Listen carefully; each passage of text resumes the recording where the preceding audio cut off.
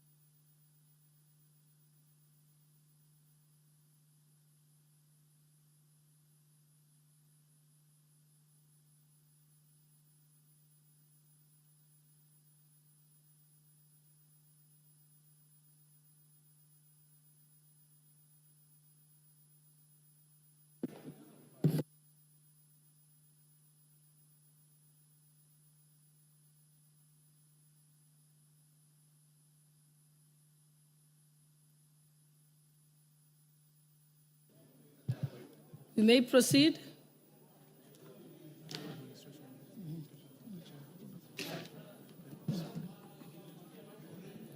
First order. Order number 1, administration of oath. Order number 2, communication from the chair. Order number 3, messages. Order number 4, petitions. Order number 5, papers.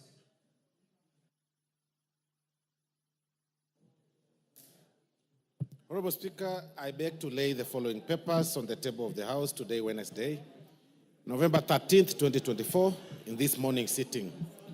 Number 1, session of paper number 7 of 2024 on National Sanitation Management Policy from the Ministry of Water, Sanitation and Irrigation. Number 2, reports of the Auditor General and financial statements for the years ended 30th June 2021, 30th June 2022, 30th June 2023, and the certificates therein in respect of A, St. Mary's School, Yala, B, Maseno School, and C, Nakuru Girls School. 3, the reports of the Auditor General and financial statements on Green Climate Fund Readiness project from the years ended 30th June 2023, 30th June 2024, and the certificates therein. And finally, the report of the Auditor General and financial statement on Green Climate Fund Readiness project for the year ended 30th June 2023, and the certificates therein. I beg to lay.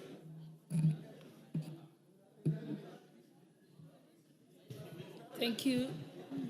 Next order. Order number 6, notices of motion.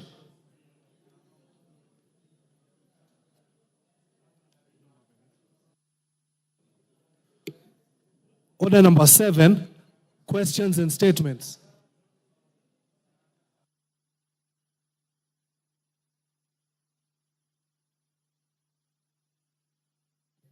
Okay, the Honorable Member for Dagoretti North. Honorable Beatrice Ilachi.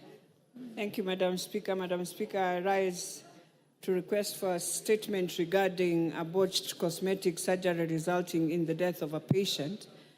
Honorable Speaker, pursuant to the provisions of Standing Order 44.2c, I rise to request for a statement from the chairperson of the Departmental Committee on Health regarding a botched Honorable Pukose, this is addressed to you.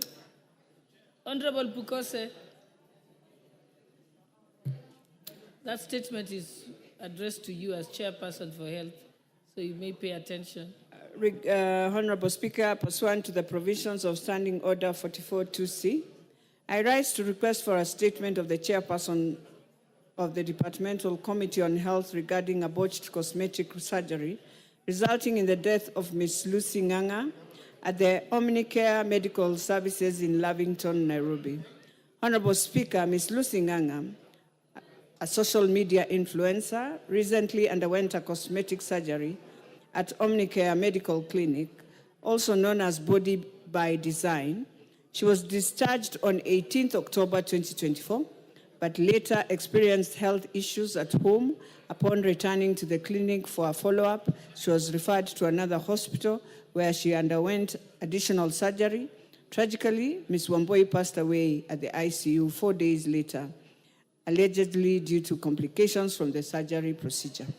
Honorable Speaker, despite the rising popularity of cosmetic and reconstructive surgery, this is not the first instance in which a woman has either lost her life or suffered complications due to the surgical mishaps. During such procedures, many clinics promote these services through appealing online advertisements showcasing a wide range of cosmetic options such as breast enlargement and reduction, leg shaping or augmentation, hair restoration treatments, among others. Of concern, The facility was purportedly closed soon after the botched surgery, raising questions on whether it was operating legally. Honorable Speaker, in light of this situation, I seek a statement from the chairperson of the Departmental on Health regarding the following. Confirmation of whether body by design was duly registered by the Kenya Medical Practitioners and Dentists Council and the specific medical services it offers. Qualifications of the doctors who conducted the procedures on Ms. Wambui.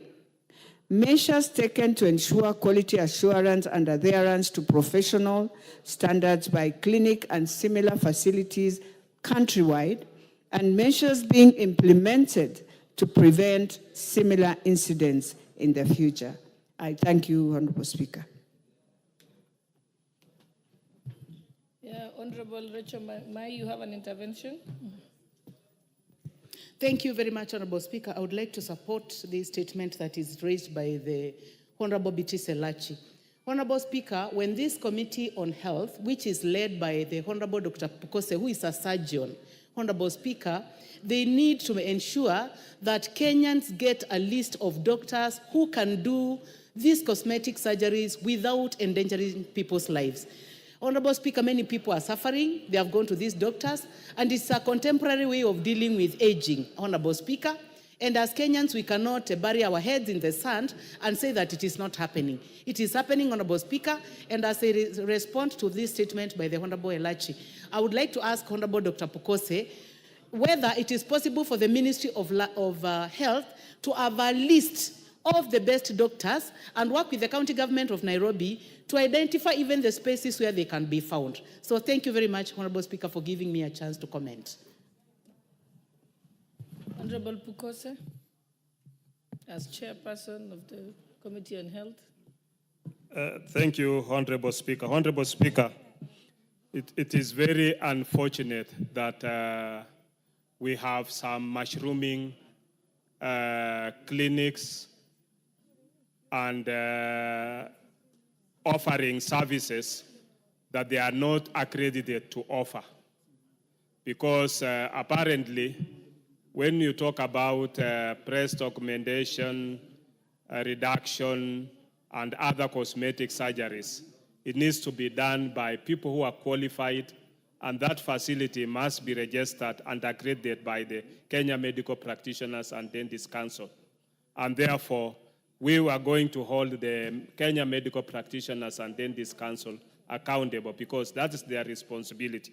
And they must be able to be renowned because many unsuspecting Kenyans will end up going to some of these facilities unknowingly and then end up being mismanaged and with loss of life. So this is very regrettable, and Honorable Speaker will look into the matter and will be able to bring the response to the House in 2 weeks' time. Thank you, Honorable Speaker. Thank you. Next, there is a question to be answered by the chairperson of the Committee for Trade, Industry and Cooperatives. I think the question had been raised by the Honorable John Kiaria, member for Dagoretti South. Honorable Kakuya. Thank you, Madam Speaker. And I am ready to respond the question, the response to a request for a statement by Hon John Kerry, MP member for the Dagoretti South constituency, regarding the renewal of standardization mark of quality quality from Kenya Bureau of Standards.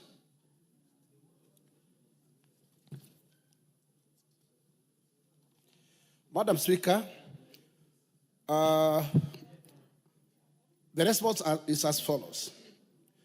Madam Speaker, allow me from the onset to take this opportunity to thank you for this opportunity to respond to a request for a statement by Hon John Kerry, MP member for the Dagoretti South constituency, regarding the renewal of the standardization mark of quality from Kenya Bureau of Standards. The honourable member expects the statement sought to respond to underlisted specific issues. 1. The rationale behind extending the validity period for the standardization mark and the impact of these on product quality and fair competition, especially for SMEs. 2, the justification for imposing back pay penalties on business restarting after COVID-19 related shutdowns. And third, measures the Ministry of Investment, Trade and Industry is taking to ensure the regulatory environment support SMEs in economic recovery rather than penalizing these recovering business.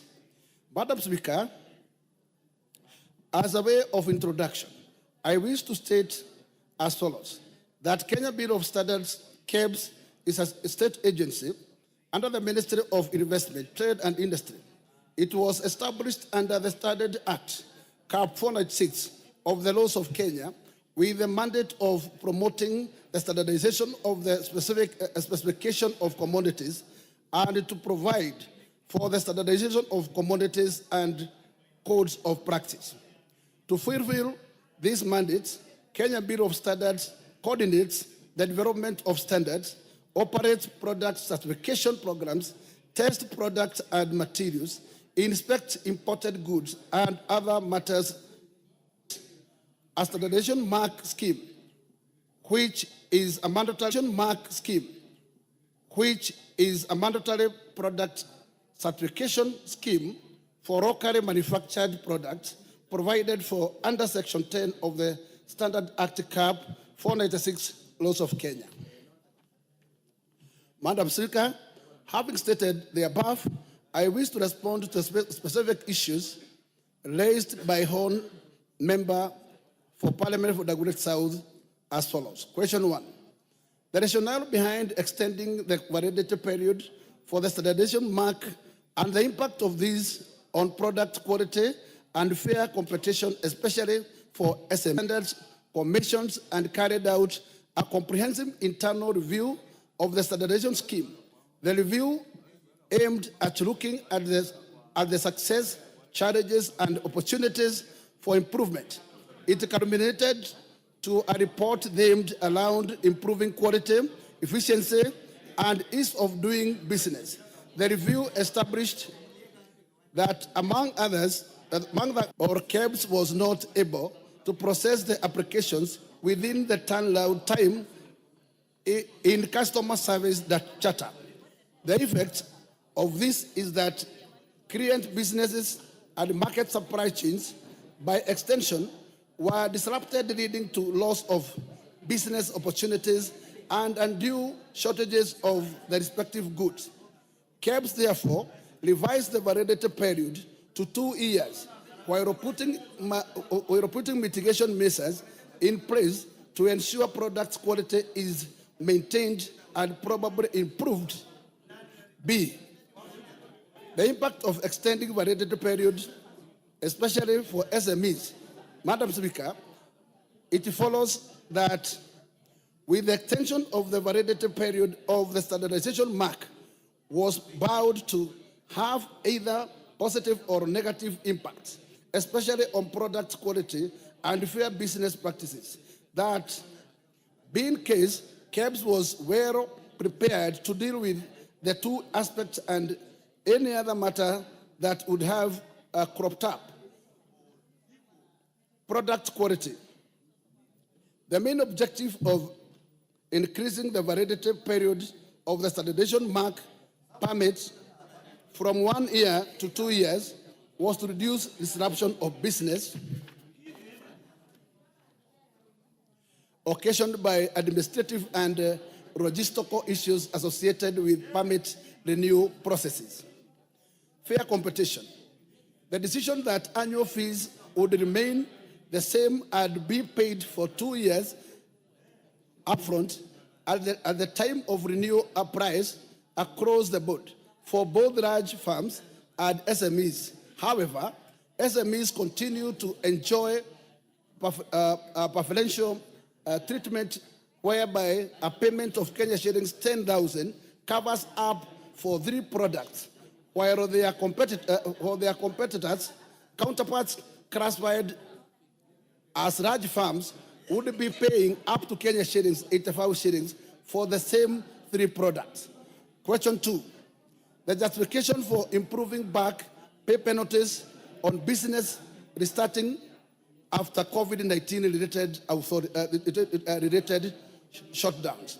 Madam Speaker, imposing to back pay charges, not penalties on business, has been a policy of the scheme since its inception in 2008. The justification for this is that some businesses would want to delay renewal of permits while continuing to display the mark. To enable KEBS to defray overhead cost of administrating the scheme, it becomes necessary that full payment is made from the time the permit expired. However, KEBS is aware that there could have been a stoppage of manufacturing for economic reasons or other reasons. In such cases, the policy of KEBS is clear that manufacturers only need to make formal communication to KEBS to that effect, and not such changes will accrue. COVID-19 presented unique and unprecedented socio-economic challenges, while KEBS had put in place temporary measures to mitigate the challenges as per government policy. KEBS acknowledges that some of the effects have lingered long after the pandemic or just taken new forms. Considering the above, KEBS has been granting waivers to SMEs who present requests in writing and have demonstrated closure of operations. In such cases, the SMEs are allowed to apply for the standardization mark and are only charged the application fees without any arrears.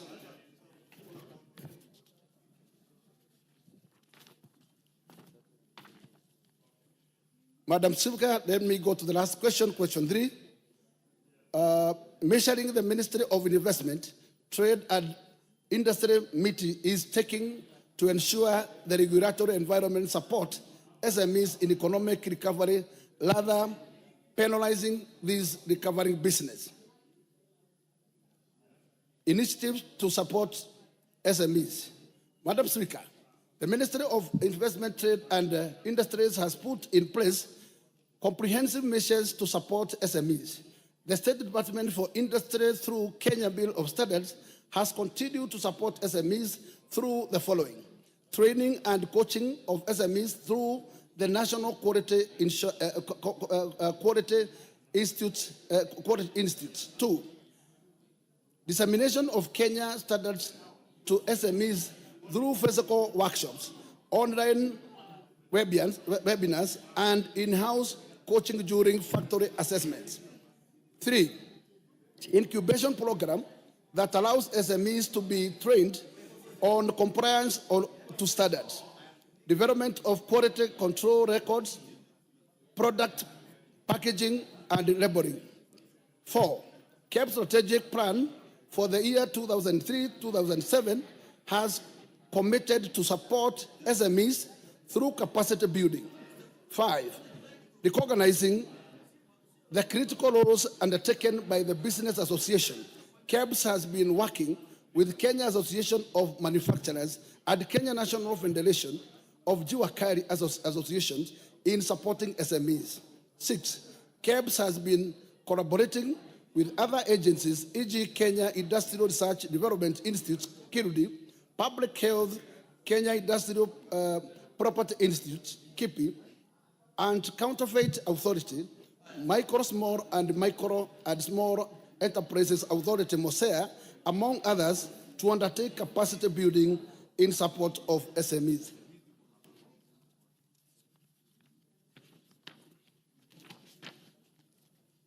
The Ministry, 7, the Ministry in support of SME has been on the forefront on supporting SMEs through the Biashara centers with operational offices at Kariobangi, Mombasa, Kisumu, Eldoret, and Bungoma. The Ministry has opened and operationalized these centers in Kariobangi, Mombasa, Kisumu, Eldoret, and Bungoma, with a specific focus on addressing the unique needs of MSMEs. Studies offered to MSE sector as intervention measures. The ministry, through Kenya Bureau of Standards, has supported SMEs through subsidizing the certification fees. The cost of certification for a large manufacturing enterprise manufacturing one product is Kenya shillings 55,000. In supporting SMEs, KEBS certifies these 3 products manufactured by SMEs at a cost of Kenya shillings 10,000. KEBS has costs associated to testing as well as respective administrative and logistic overheads are absorbed by the organization. Through this subsidy, SMEs can place their products into the market at discounted charges as compared to large enterprises. The Kenya Bill of Standards has been supporting the SME sector, and other support programs include training and advisory services offered through the National Quality Institute. Madam Speaker, I have attached a comprehensive statement by Hon Sarim Mvurya, EGH's Cabinet Secretary, Ministry of Investment, Trade and Industry, for transmission to the honorable member. Thank you, and I beg to table. Honorable KJ, is Honorable KJ in the house? Because he's the one who asked the question. Okay, he's not here. So we can proceed to the next order. Order number 8, procedural motion. Reduction of publication period of specified bills.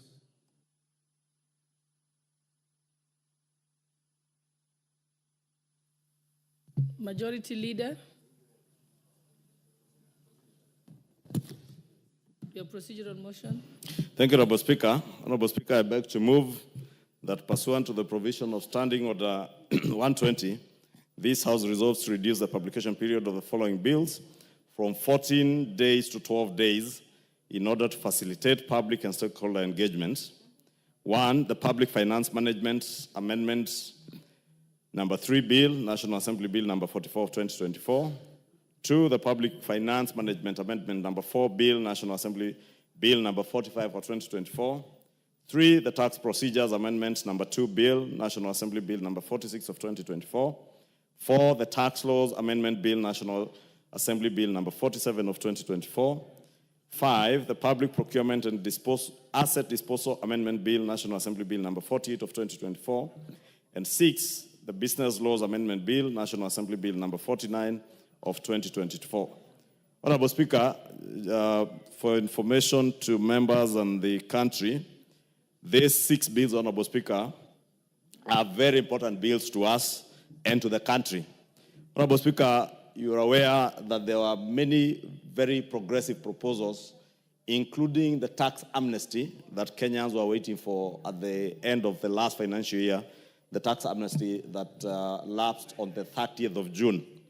Honorable Speaker, with the loss of the finance bill, some of the good proposals that were there, like that tax amnesty, have evaded Kenyans, and quite a number of business people are suffering from incessant demands by KRA for both their tax arrears and penalties and interest.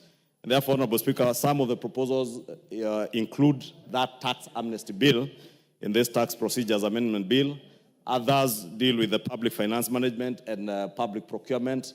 The business laws, Honorable Speaker, also carry very crucial amendments to many business laws, Honorable Speaker, especially in the manufacturing industry, that will facilitate the local manufacture, local production of goods locally. Therefore, Honorable Speaker, if we are not able to reduce the publication period of these bills, we may not be able to conclude with their enactment before the end of this session on the 5th of December, according to our calendar.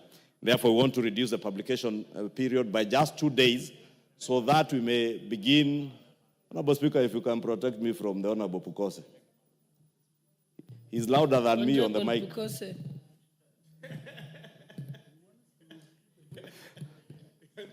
I know he's eager to put the question. The majority leader is giving a very good explanation from some serious amendments. I think it's important you allow members to pay attention. Honorable Speaker, I was saying thank you for that protection. I was saying, Honorable Speaker, in view of our scheduled calendar, we are to progress or to proceed on the long recess on the 5th of December, and we want to avoid a situation where we have to recall members for a special sitting, and also save especially those business people who have now to deal with KRA on matters of tax amnesty, at least to have this tax amnesty in place before the end of this year so that they may not continue accruing interest and penalties. And therefore, would want to see the enactment of all these bills before the end of this financial year and the end of this session. And that's what I was saying, Honorable Speaker, by reducing this publication period by only 2 days, from 14 days to 12 days, we will create time after, without anticipating debate, Honorable Speaker, on order number 12 all the way to order number 17, we will be able to progress to public participation and stakeholder engagement. And allow me, Honorable Speaker, to thank the Ministries of Finance, the Ministry of Trade and Industry, and also our Chair Finance and the Chair Trade and Industry, because I have already seen them begin that public and stakeholder engagement. Last week, I saw them in what you'd call a town hall debate on Citizen TV, engaging Kenyans and explaining to Kenyans the import of these bills and under what policy each of the bills is anchored on.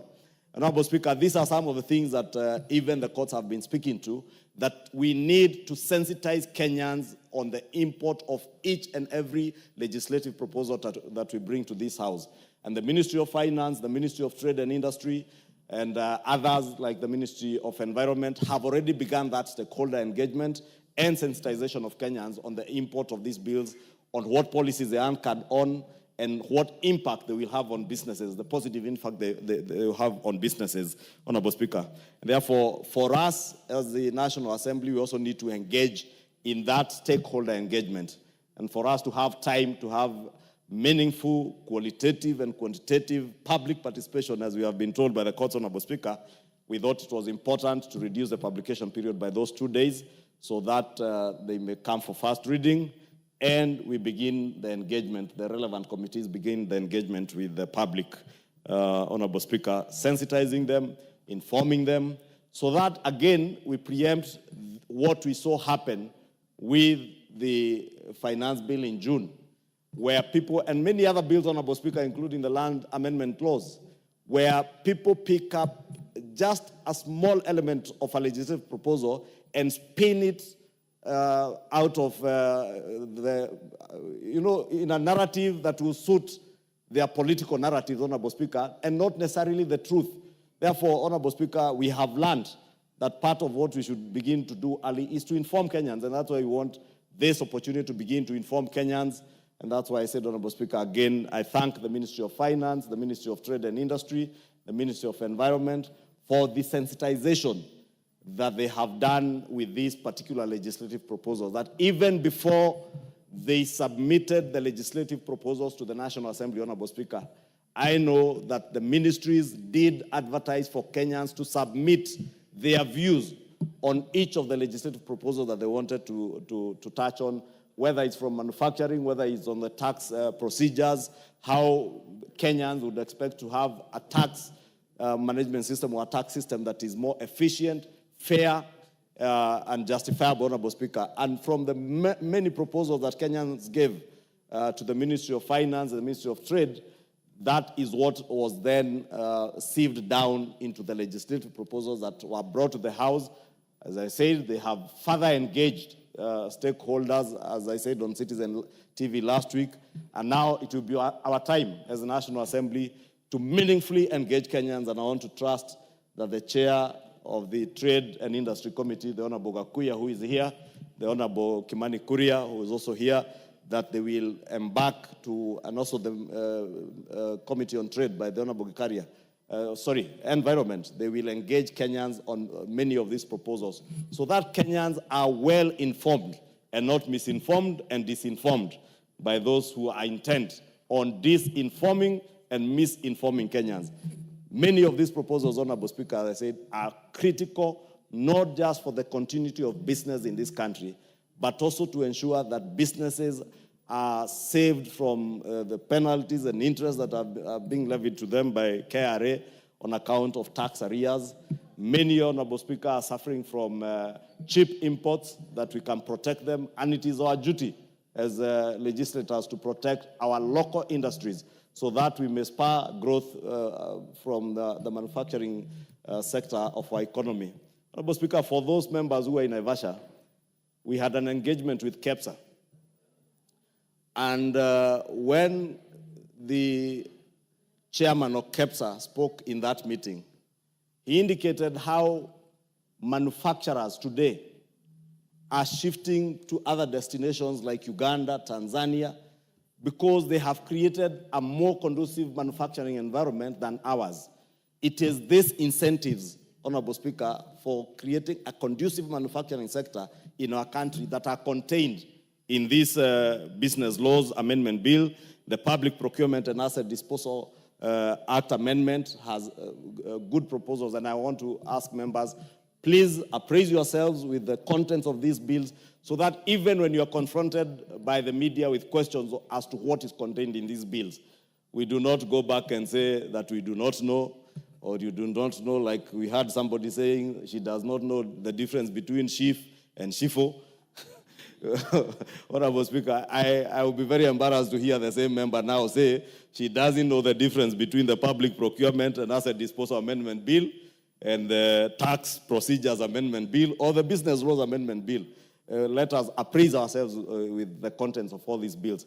Honorable Speaker, I want to commit that we have agreed with the chairs of these committees that in due course, as soon as the substantive speaker is back, we will organize a kamukunji that will also appraise members on each of the provisions contained in all these bills so that we are all well informed and ready to debate when the debate begins, when the bills come for second reading without anticipating debate.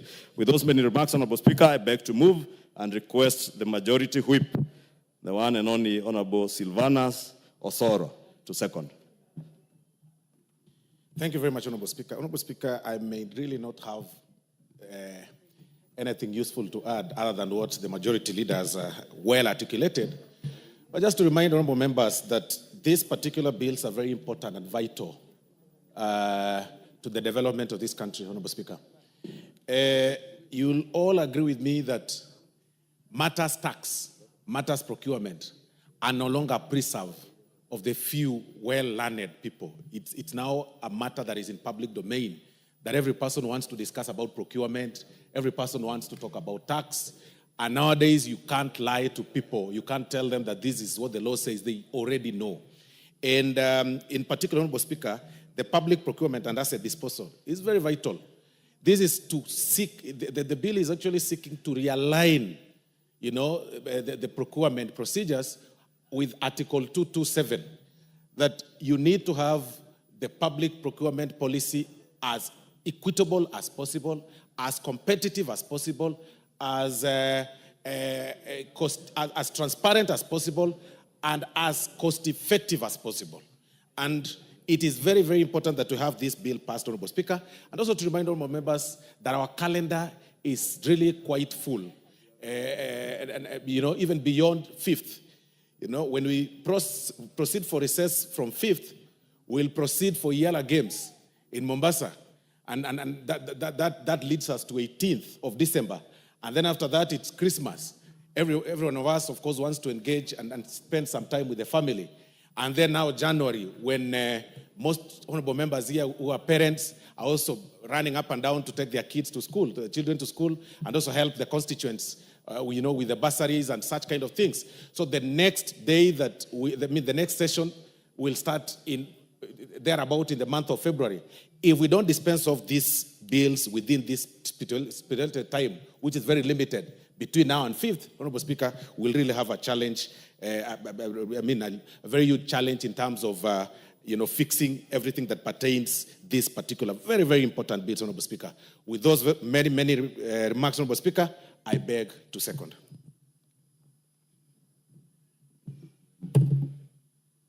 Honorable members, I now propose the question that pursuant to the provisions of Standing Order 120, this House resolves to reduce the publication period of the following bills from 14 days to 12 days in order to facilitate public and stakeholder engagement.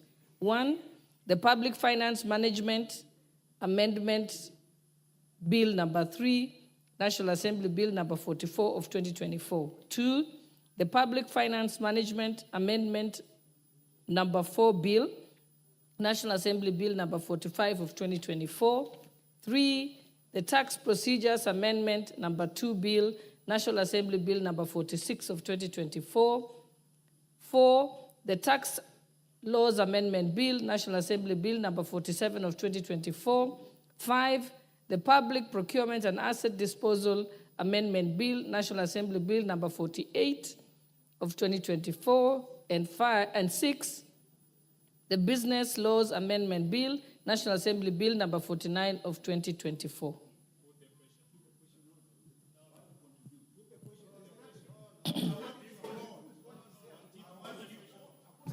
Honorable members, let's just allow Honorable Nyikal, just one person, then we can proceed. Honorable Pukase, that's not your prerogative.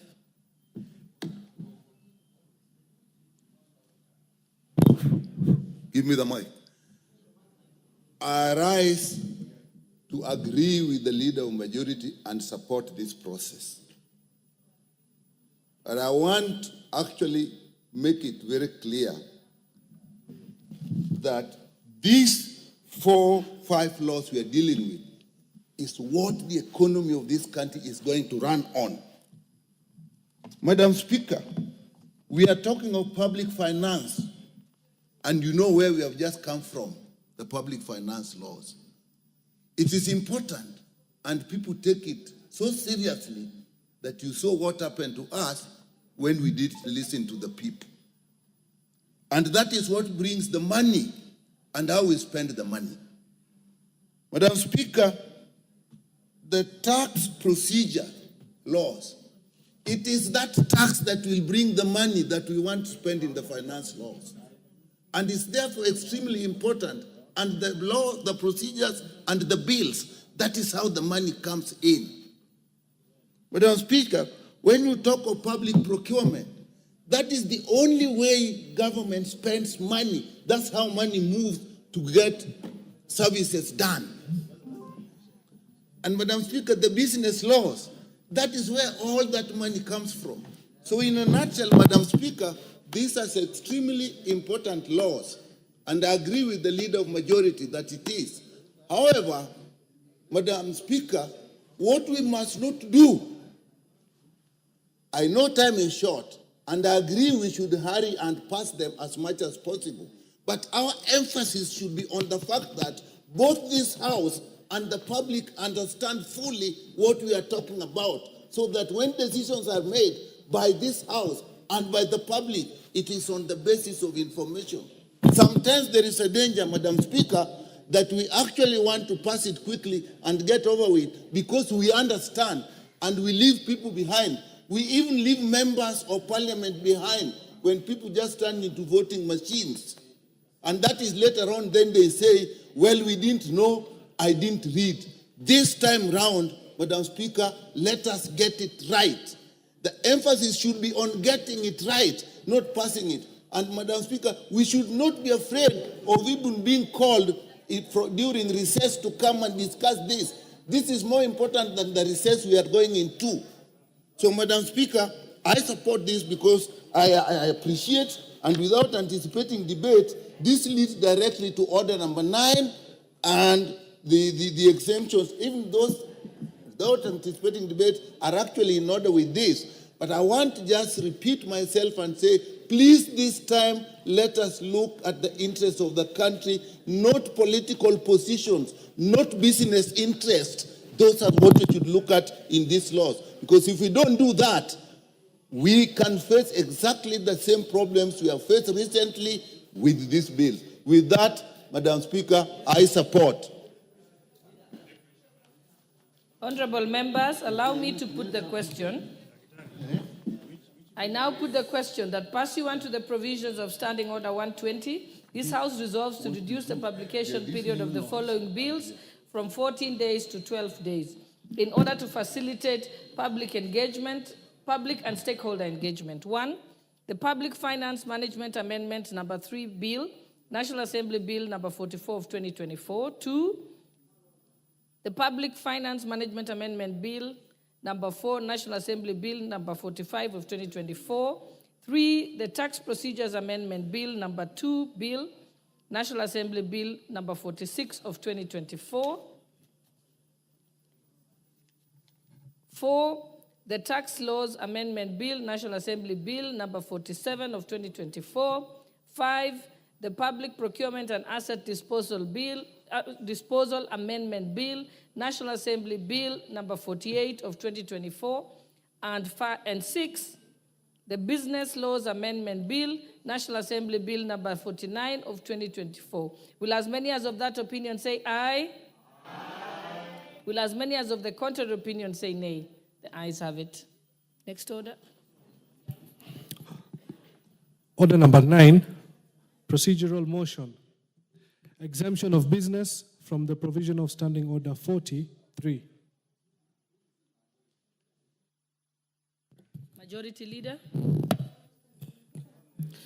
Honorable Speaker, I beg to move that this House resolves to exempt business appearing as orders number 10, 12, 13, 14, 15, 16, and 17 in today's order paper from the provisions of Standing Order 43, being a Wednesday morning, a day allocated for business not sponsored by the majority or minority party or business sponsored by a committee. Honorable Speaker, this is a simple procedural motion to exempt the businesses appearing as orders number 10, 12, 13, 14, 15, 16, and 17, this being the first reading of the bills whose procedural motion we have just passed on reduction of the publication timeline for the same reasons, and therefore I don't need to belabor it.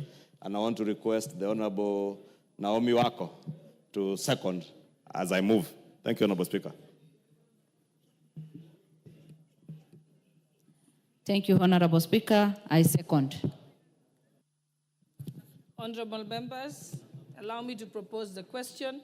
I now propose the question that this House resolves to exempt the business appearing as orders number 10, 12, 13, 14, 15, 16, and 17 in today's order paper from the provisions of Standing Order number 43, being a Wednesday morning, a day allocated for business not sponsored by the majority or minority party or business sponsored by a committee. Honorable members, allow me. Honorable Makalu, make it short. Yeah, thank you, Honorable Speaker. Honorable Speaker, I do support this motion, but as I support, I want to go on record on about 3 things.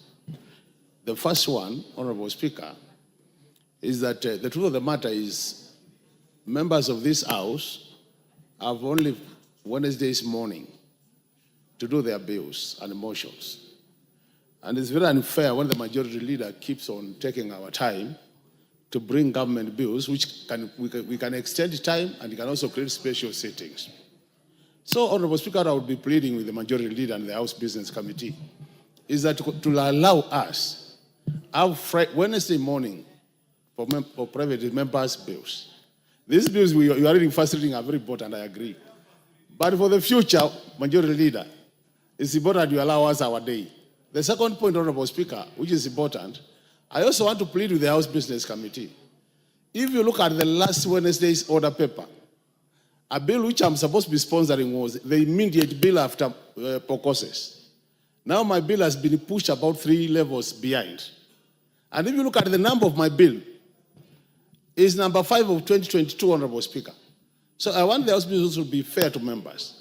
It's very unfortunate you see your bill which has been waiting for a long time, and then, Honorable Speaker, all of a sudden, you see a bill being even pushed, which is a number behind your number, very far from where you are. And what we're saying, Honorable Speaker, Yeah, exactly. And the thing is, Honorable Speaker, what even worries me most, Honorable Members, the bill I'm supposed to be moving is a bill which touches on this, is a parliamentary pensions amendment bill, which touches on your issues. And we push our own issues to the back, and we bring other issues. So, Honorable Speaker, I want to bring the House business, that they also be consistent in terms of how they schedule these bills. Otherwise, now I was very prepared last week. Now it has been, today I don't see myself moving it, and it might go to next year, which means I have to do now research next year again. Majority Leader, you must be fair to us. You know, we are also aging. I don't want to be reading, and then after I do my research, you push me again back to reading. So, Honorable Speaker, I think for today I will understand, but to the future, please, consider also the way the bills have been presented to the House. I think it will help us. But with those better remarks, Honorable Speaker, I know these bills are very important, and we are going to read and prepare ourselves to debate seriously as a House. Thank you. Thank you, Honorable Makali. I think that the Majority Leader has duly noted your concerns. So now, Honorable Members, allow me to put the question. I now put the question that the House resolves to exempt the business appearing as orders numbers 10, 12, 13, 14, 15, 16, and 17 in today's order paper from the provisions of Standing Order number 43, being a Wednesday morning, a day allocated for business not sponsored by the majority or minority party or business sponsored by a committee. Will as many as of that opinion say aye? Aye. Will as many as of the contrary opinion say nay? The ayes have it. Next order. Order number 10, motion. Report of the Committee of the Whole House on the Statute Law, Miscellaneous Amendments Bill, National Assembly Bill number 67 of 2023. Question to be put and third reading.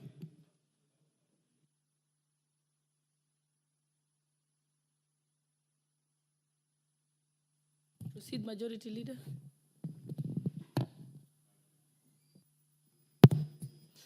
Thank you, Honorable Speaker. I beg to move that the Statute Law Miscellaneous Amendments Bill, National Assembly Bill number 67. Hold on, Majority Leader.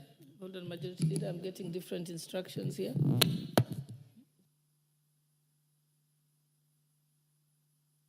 Honorable Majority Leader, you may sit. I've been informed that I should put the question first because it's question to be put, then we move to third reading. Sorry about that. Honorable members, I now put the question that this House do agree with the report of the Committee of the Whole on its consideration of the Statute Law Miscellaneous Amendments Bill, National Assembly Bill number 67 of 2023. Will as many as of that opinion say aye? Aye. Will as many as of the contrary opinion say nay? The ayes have it. Thank you, Honorable Speaker. I beg to move that the Statute Law Miscellaneous Amendments Bill, National Assembly Bill number 67 of 2023, be now read a third time, and I also request the Honorable Marianne Keitany to second. Honorable Speaker, I second. Honorable members, I now propose the question that the Statute Law Miscellaneous Amendments Bill, National Assembly Bill number 67 of 2023 be now read a third time. Thank you, honorable members. I'll now put the question. I now put the question that the Statute Law Miscellaneous Amendments Bill, National Assembly Bill number 67 of 2023 be now read a third time. Will as many as of that opinion say aye? Aye. Will as many as of the contrary opinion say nay? The ayes have it. Next order. A bill for an act of parliament to make various amendments to statute law. Order number 11, motion. Establishment of a science museum. Question to be put.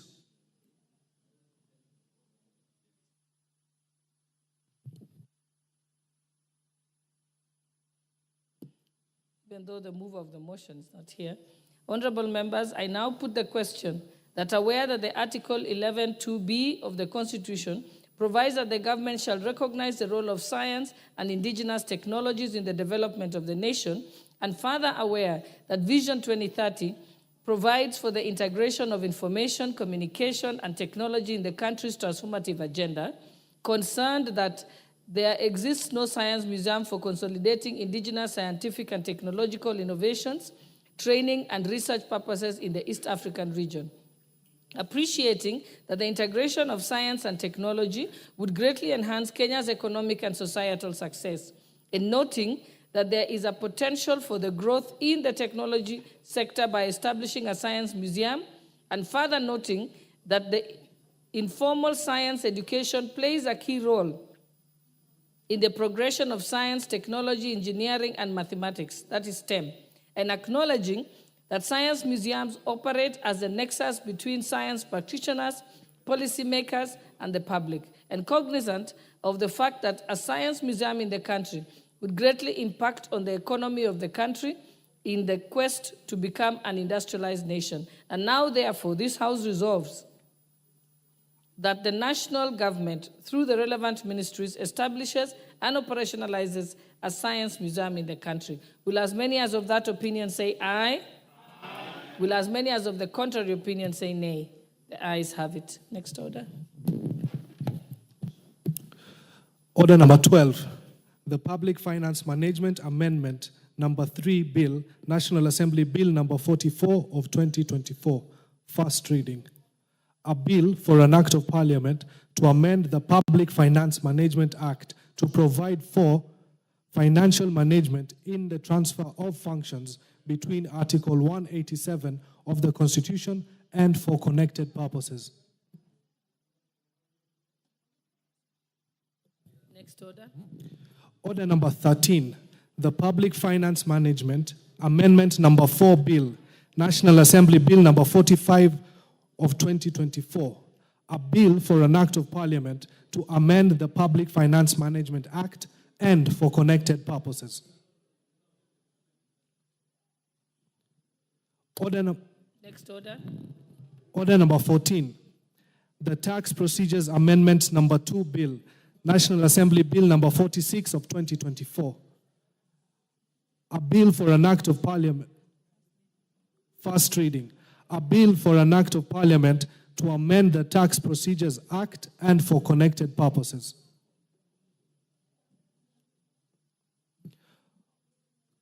Order number 15, the Tax Laws Amendment Bill, National Assembly Bill number 47 of 2024, first reading, a bill for an act of parliament to make amendments to tax-related laws and for connected purposes.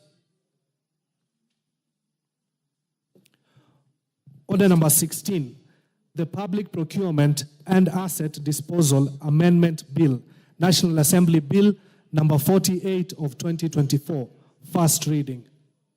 A bill for an act of parliament to amend the Public Procurement and Disposal Act and for connected purposes. Order number 17, the Business Laws Amendment Bill, National Assembly Bill number 49 of 2024, first reading.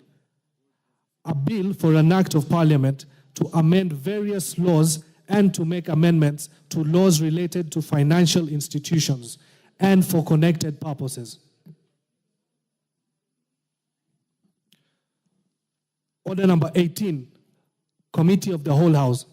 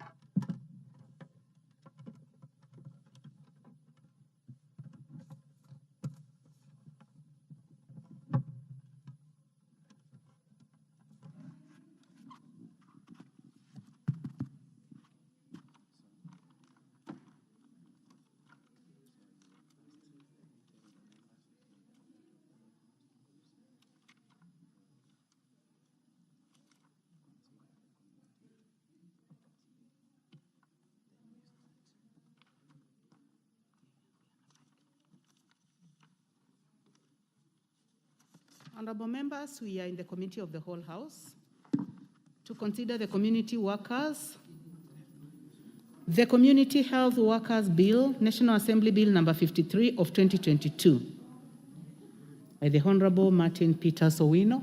I confirm that the Honorable Martin Peter Sowino is in the House. Clause 3. I propose the question that Clause 3 be part of the bill. Chairperson, Honorable Dr. Pukose.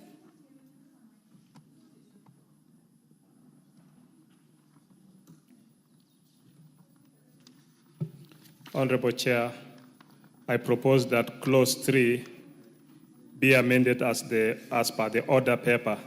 This is for alignment with the Primary Health Care Act number 13 of 2023, which uses the term community health promoter. Thank you, Honorable Chair. Thank you, Chairman. I propose the question that Clause 3 be amended as proposed by the Chairman. Any interest in this? I put the question. I now put the question that Clause 3 be amended as proposed by the Chair. As many as have that opinion say aye. As many as have a contrary opinion say nay. The ayes have it. I now put the question that Clause 3 as amended be part of the bill. Will as many as of that opinion say aye? Will as many as have a contrary opinion say nay? The ayes have it. Clause 4.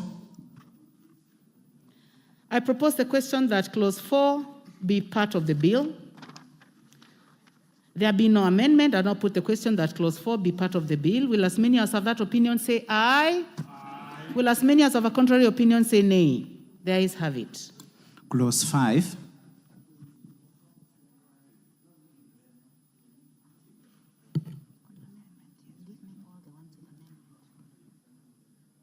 I propose the question that Clause 5 be part of the bill. Chair?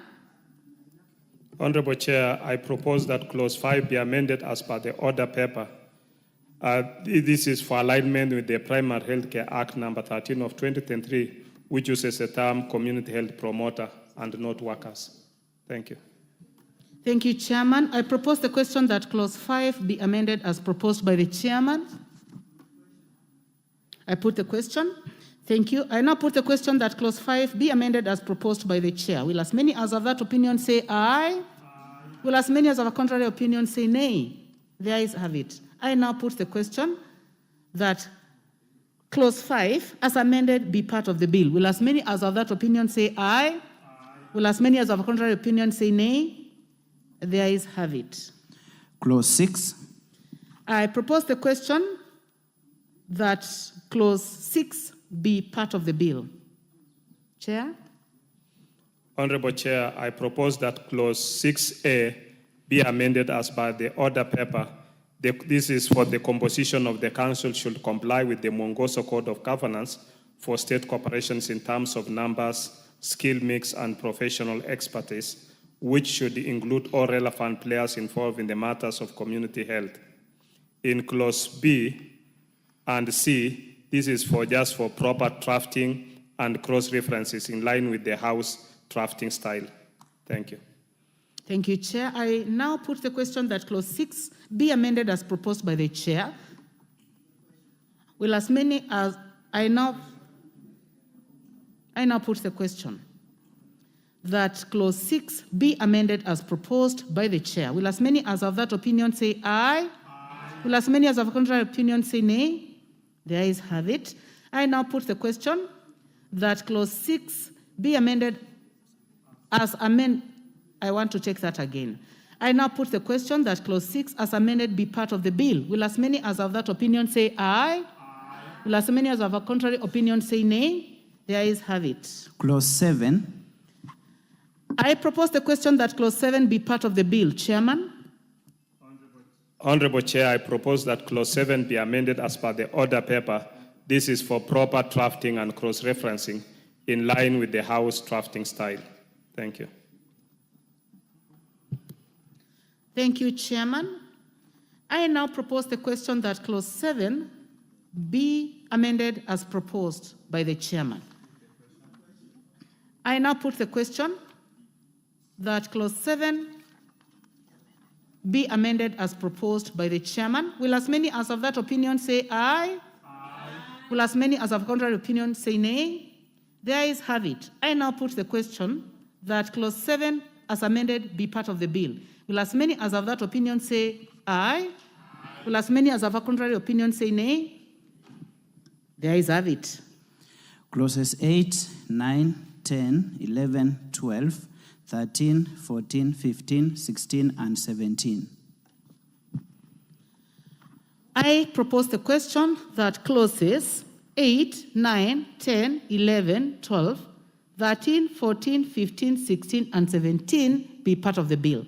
There being no amendments, I now put the question that clauses 8, 9, 10, 11, 12, 13, 14, 15, 16, and 17 be part of the bill. Will as many as of that opinion say aye? Aye. Will as many as of a contrary opinion say nay? The ayes have it. Clause 18. I propose the question that Clause 18 be part of the bill. Chairman, Dr. Pukose. Thank you, Chair. I propose that Clause 18 be amended as per the order paper. This is for alignment with the Primary Health Care Act number 13 of 2023, which uses the term community health promoter. Thank you. I now propose the question that Clause 18 be amended as proposed by the Chair. I put the question that Clause 18 be amended as proposed by the Chair. Will as many as of that opinion say aye? Aye. Will as many as of a contrary opinion say nay? The ayes have it. I now put the question that Clause 18 as amended be part of the bill. Will as many as of that opinion say aye? Aye. Will as many as of a contrary opinion say nay? The ayes have it. Clause 19. I propose the question that Clause 19 be part of the bill. Chairman. Honorable Chair, I propose that Clause 19 be amended as per the order paper.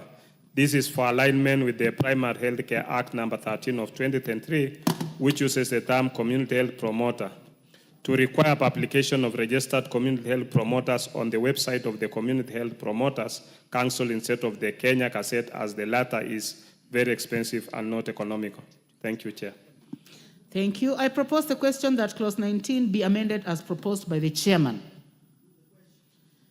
Thank you. I now put the question that Clause 19 be amended as proposed by the Chairman. Will as many as of that opinion say aye? Aye. Will as many as of a contrary opinion say nay? The ayes have it. I now put the question that Clause 19 as amended be part of the bill. Will as many as of that opinion say aye? Aye. Will as many as of a contrary opinion say nay? The ayes have it. Clause 20. Thank you. I propose the question that Clause 20 be part of the bill. Chairman. Honorable Chair, I propose that Clause 20 be amended as per the order paper. This is for alignment with the Primary Health Care Act number 13 of 2023, which uses the term community health promoter. Thank you. Thank you, Chairman. I propose the question that Clause 20 be amended as proposed by the Honorable Dr. Pukose. Put the question. Thank you. I now put the question that Clause 20 be amended as proposed by the Chairman. Will as many as of that opinion say aye? Aye. Will as many as of a contrary opinion say nay? The ayes have it. I now put the question that Clause 20 as amended be part of the bill. Will as many as of that opinion say aye? Aye. Will as many as of a contrary opinion say nay? The ayes have it. Clause 21. I propose the question that Clause 21 be part of the bill. There be no amendment. I now put the question that Clause 21 be part of the bill. Will as many as of that opinion say aye? Aye. Will as many as of a contrary opinion say nay? The ayes have it. Clause 22. I put the question that Clause 22 be part of the bill. Dr. Pukose.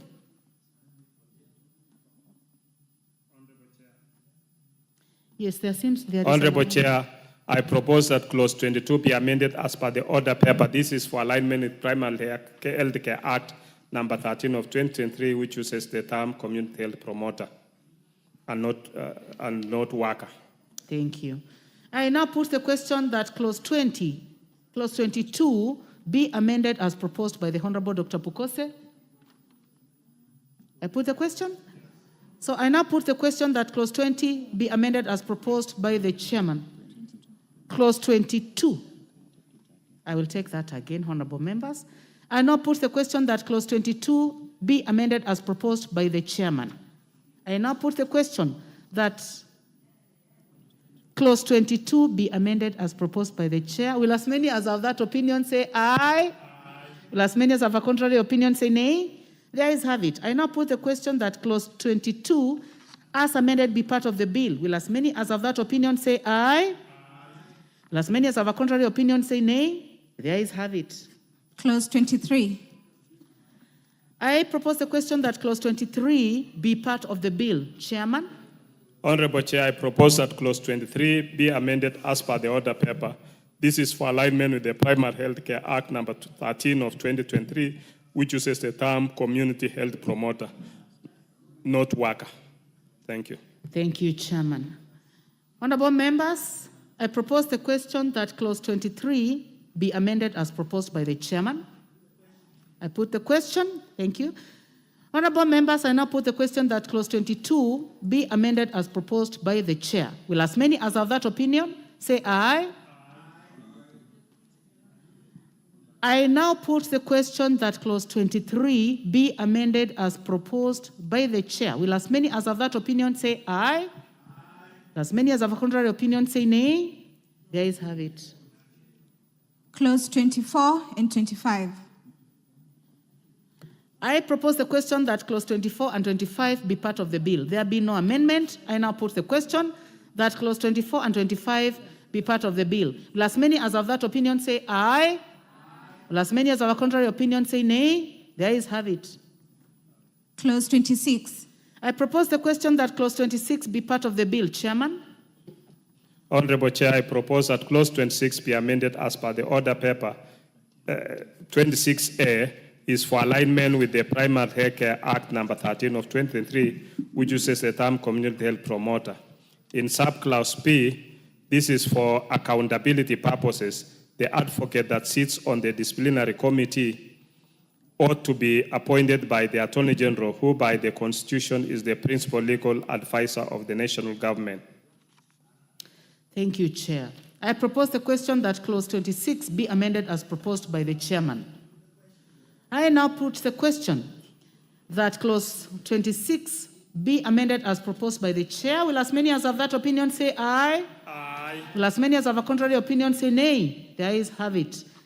I now put the question that Clause 26 as amended be part of the bill. Will as many as have that opinion say aye? Aye. Will as many as have a contrary opinion say nay? The ayes have it. Clause 27. I propose the question that Clause 27 be part of the bill. Chairman? Honorable Chair, I propose that Clause 27 be amended as per the order paper. This is for alignment with the Primary Health Care Act number 13 of 2023, which uses the term community health promoter. Thank you. Thank you, Chair. I propose the question that Clause 27 be amended as proposed by the Chairman. Put the question. I now proceed to put the question. I put the question that Clause 27 be amended as proposed by the Chair. Will as many as have that opinion say aye? Aye. Will as many as have a contrary opinion say nay? The ayes have it. I now put the question that Clause 27 as amended be part of the bill. Will as many as have that opinion say aye? Aye. Will as many as have a contrary opinion say nay? The ayes have it. Clause 28. I propose the question that Clause 28 be part of the bill. Chairman? Honorable Chair, I propose that Clause 28 be amended as per the order paper. This is for alignment with the Primary Health Care Act number 13 of 2023, which uses the term community health promoter. Thank you, Chair. I propose the question that Clause 28 be amended as proposed by the Chairman. I see no interest. I now put the question that Clause 28 be amended as proposed by the Chair. Will as many as have that opinion say aye? Aye. Will as many as have a contrary opinion say nay? The ayes have it. I now put the question that Clause 28 as amended be part of the bill. Will as many as have that opinion say aye? Aye. Will as many as have a contrary opinion say nay? The ayes have it. Clause 29, 30, 31, 32, 33, and 34. I propose the question that Clause 29, 30, 31, 32, 33, and 34 be part of the bill. There be no amendment. I put the question that Clause 29, 30, 31, 32, 33, and 34 be part of the bill. Will as many as have that opinion say aye? Aye. As many as have a contrary opinion say nay. The ayes have it. Clause 35. I propose the question that clause 35 be part of the bill. Chairman? Honorable Chair, I propose that clause 35 be amended as per the order paper. This is for alignment with the Primary Healthcare Act number 13 of 2023, which uses the term community health promoter, and to increase the period from 12 to 24 months for community health promoters to undertake the prescribed courses. Thank you, Chair. Thank you, Chairman. I propose the question that clause 25 be amended as proposed by the Chair. The Honorable Owino? Yes, to support my chair on this, many community health workers were worried that the 12 months was too short for transition, and therefore this amendment will make enough time for them to go the courses needed, or one or two courses needed, so that they are fitting in. We have a variety of community health workers. Some are old, might take time, and some are young, which are faster. So the additional time is adequate for transition. Thank you. Thank you, Chair. The Honorable Anthony. Give me the mic. The Honorable Anthony Oluoch. Thank you, Chair. As I support this amendment, I, however, have a drafting issue which I would like to bring to the attention of the Chair. This 24 months is appropriate, but I'm thinking in terms of the legal drafting, whether the drafting put in negative terms in terms of non-compliance of something, should it be rewarded in such a way as to say that those who will not have complied within a certain number of months will then either be removed from the role, or alternatively to say that those within 24 months of the enactment of this bill, all eligible community workers will have undertaken the courses under the second schedule. Because the import of the way it's drafted is that you have 24 months after the enactment of this act, and then thereafter, you're now saying they are eligible. I don't know, there is something lacking. I think maybe the legal people can weigh in on this so that you advise whether it is neat legally in terms of its drafting, even though I support the amendment itself. Thank you. The Honorable Vice Chair, let me give a chance to the Vice Chair, then I'll come to you, Chair. Thank you, Chair. Chair, I start to support this amendment and to say, Chair, the most important thing that you can give people in the community is health education. And if there are people who are available to give health education to our people, are the community health workers. Because we don't have enough doctors, we don't have enough nurses to go around giving people the education. And Chair, most diseases can be prevented, and that's the essence of public health, when people get the right health education. But it becomes very tricky, Chair, when we have people in the community and we give them job as community health workers or promoters, and then these people, we don't give them any skill that they are supposed to transition to the people. At times you attend a function and you listen to a community health worker teaching about a disease, and you go out wondering, are these people not going home more misled than they were? So, Chair, I support this amendment that we need basic training, not very complicated training, but basic training in things like counseling, in things like psychology, because we are living in a country where things like depression are becoming a major health issue as a country. And the best placed people to deal with things like depression in the community are community health workers, because they are free the people, they know the people, and the people trust them and will listen to them. So, Chair, I support that we need these basic trainings, not very complicated, but basic trainings that will make one a good community promoter. I support, Chair. Thank you very much, Vice Chair, for Health Committee. Chairman? Chair, I want to respond on the matter which was raised by the Honorable Member for Mathare. Chair, I just wanted for the comfort of Honorable Oluoch that the new clause reads that within 24 months upon the commencement of this act, that is within 24 months upon the commencement of this act, the council shall ensure that community health promoters who immediately before the commencement of this act have not undertaken the courses prescribed shall undertake any of the courses prescribed in the second schedule for purposes of registration as a community health promoter under this act. Because we are saying that they must have done another course so that they can be registered. I don't think there is anything wrong with that drafting issue. So we are giving the council time to be able to, there are courses which can take shorter periods of time. There are courses which will be, all those community health workers who are there, some of them have not undertaken any course, and therefore we want them to, so as to be registered, they must be able to take certain courses within that period, so that community health workers but those who had already qualifications do not need to undertake those courses. But we must be able to limit the time so that they are able to do those courses within that time, and then subsequently, now we can be admitting community health workers with a minimum qualification. Yes, the Honorable Anthony Oluoch, your last comment on this? Last comment, Chair. For the record, I do support this. I have a lot of community health workers in Mathare, in my constituency. My drafting issue is really a technical legal issue. If you're comfortable with it, it's fine. But what I'm reading from this is that you're saying that there are people who can actually continue undertaking the work of community health promoters for a period of 24 months, without having to be subjected to the courses. So they have a window of 24 months. During that window period. So what I am saying myself is that we don't have to wait for the 24 months, because assuming you wait for 24 months, they will be undertaking this work without the necessary needed training which you are put in Schedule 2. That's my reading. I may be wrong, but if you're comfortable with the drafting, that's okay. Honorable members, I now propose the question. I allow the chair. Okay. Let me give a few minutes that they consult. 1 minute.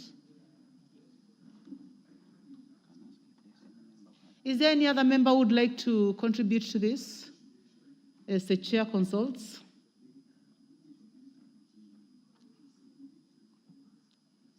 So, Chair, we'll give you 2 minutes to consult. Can we proceed? Chair, you may please give the mic to the chairman. Chair, having consulted, I think I just want to reassure the member for Mathare that this is a transition period for those who do not have the minimum qualifications. And therefore, we are giving them that within that period of time, they have to meet the qualifications. So it's not after the 24 hours. It is within that period of 24 hours. So that they can be able 24 months. 24 months. Okay. I propose the question that clause 35 be amended as proposed by the chair. I do not see any further interest in this, honorable members. I now put the question that clause 35 be amended as proposed by the chair. Will as many as of that opinion say aye? Aye. Will as many as of a contrary opinion say nay? The ayes have it. I now put the question that clause 35 as amended be part of the bill. Will as many as of that opinion say aye? Aye. Will as many as of a contrary opinion say nay? The ayes have it. First schedule. I propose the question that the first schedule be the first schedule of the bill. There be no amendment. I now put the question that the first schedule be the first schedule of the bill. Will as many as of that opinion say aye? Aye. Will as many as are of the contrary opinion say nay? The ayes have it. Second schedule. I propose the question that the second schedule be the second schedule of the bill. There is an amendment on this, so Chair. Honorable Chair, I propose that the second schedule be amended as per the order paper. This is for alignment with the Primary Healthcare Act number 13 of 23, which uses the term community health promoter. And this is to further allow the Cabinet Secretary for Health to prescribe additional training elements for community health promoters to be registered by the Community Health Promoters Council. Thank you, Honorable Chair. Honorable members, I now propose the question that the second schedule be amended as proposed by the Honorable Dr. Bukose. I now put the question that the second schedule be amended as proposed by the chair. Will as many as of that opinion say aye? Aye.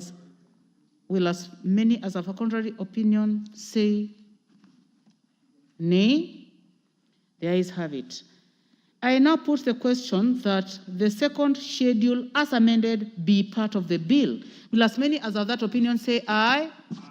Will as many as of a contrary opinion say nay? The ayes have it. Clause 2. I propose the question that the long title, Clause 2. Honorable members, I take that again. Honorable members, I propose the question that Clause 2 be part of the bill. Chairman. Honorable Chair, I propose that Clause 2 be amended as per the order paper.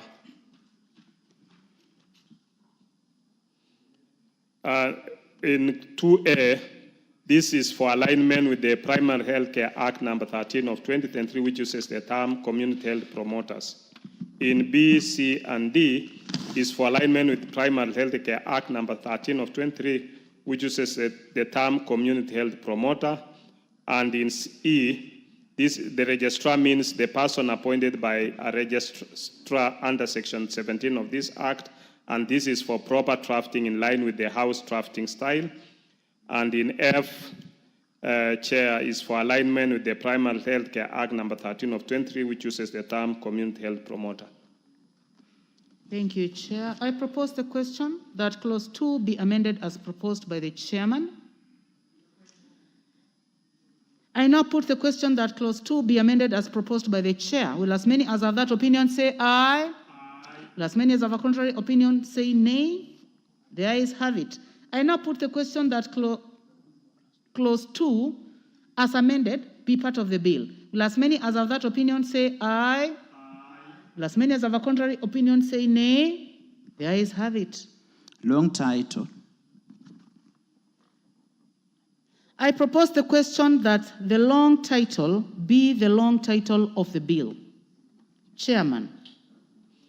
Honorable Chair, I propose that the long title be amended as per the order paper, and this amendment is necessary for purposes of alignment with the amendments proposed within the text of the bill and which have adopted the use of the term community health promoters used in the Primary Health Care number 13 of 23 instead of the term community health workers.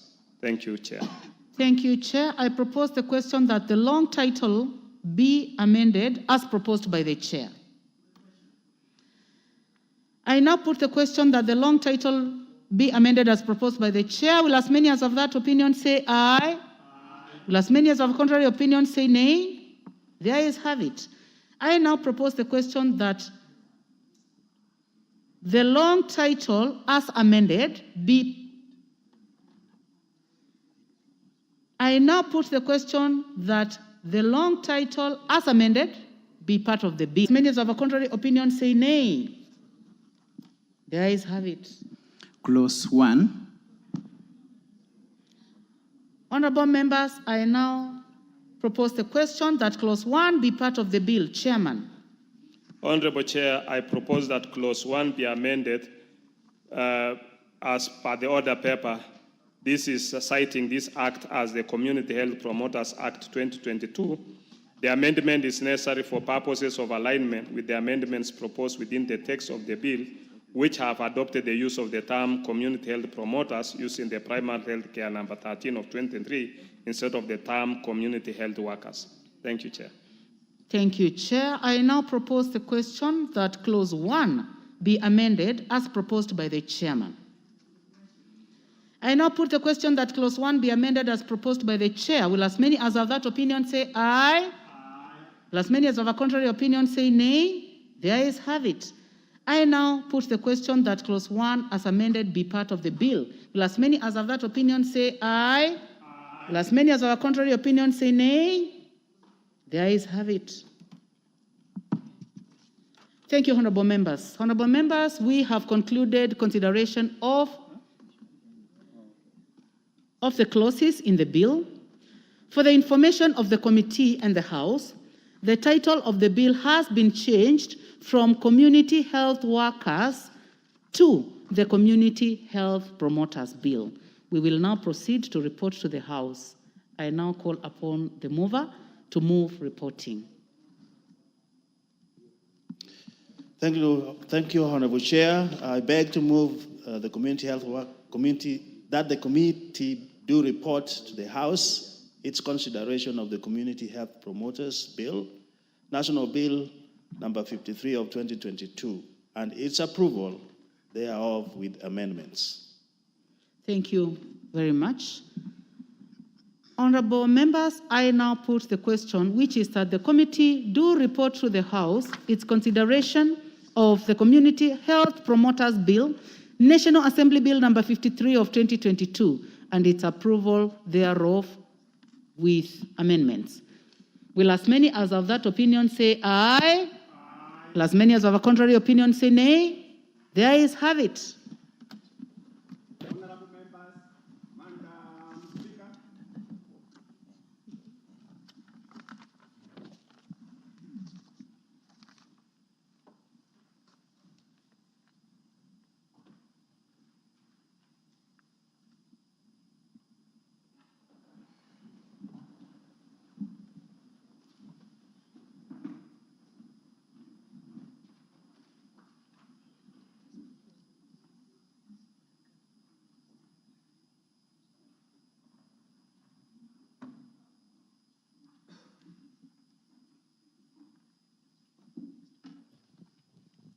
Okay, Chairperson, may report to the House. Thank you, Honorable Speaker. Honorable Speaker, I beg to report that the Committee of the Whole House has considered the Community Health Promoters Bill, National Assembly Bill number 53 of 2022, and approved the same with amendments. Thank you, Speaker. Mover. Thank you, Madam Speaker. I beg to move that the House do agree with the committee in the said report. I also request Honorable Irene Mayaka to second the motion for agreement with the report of the Committee of the Whole House. Thank you, Honorable Speaker. I second.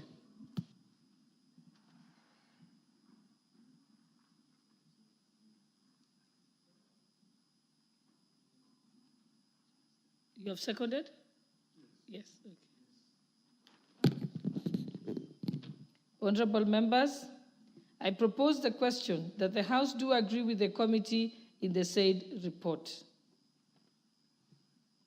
Honorable members, I will put the question at a later time.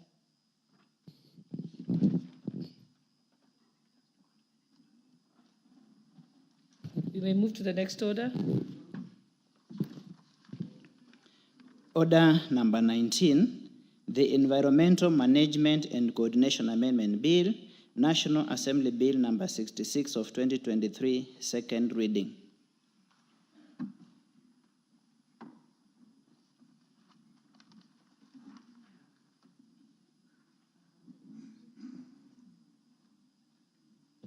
Honorable Irene Mayaka, you may move your motion. Thank you, Honorable Speaker. Honorable Speaker, I beg to move that the Environmental Management and Coordination Amendment Bill 2023 be read a second time. Honorable Speaker, this is an act of Parliament to amend the Environment and Management Coordination Act and for connected purposes enacted by the Parliament of Kenya as follows.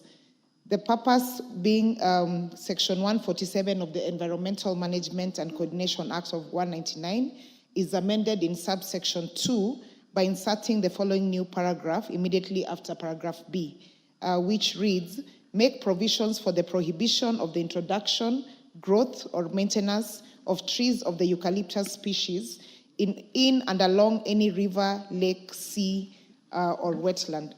Honorable Speaker, The statement of objective and reason for this bill is that the principal objective of the bill is to amend Section 147 of the Environmental Management and Coordination Act number 8 of 1999 to permit the Cabinet Secretary to make regulations to prohibit the planting of eucalyptus trees along rivers, lakes, seas, and wetlands.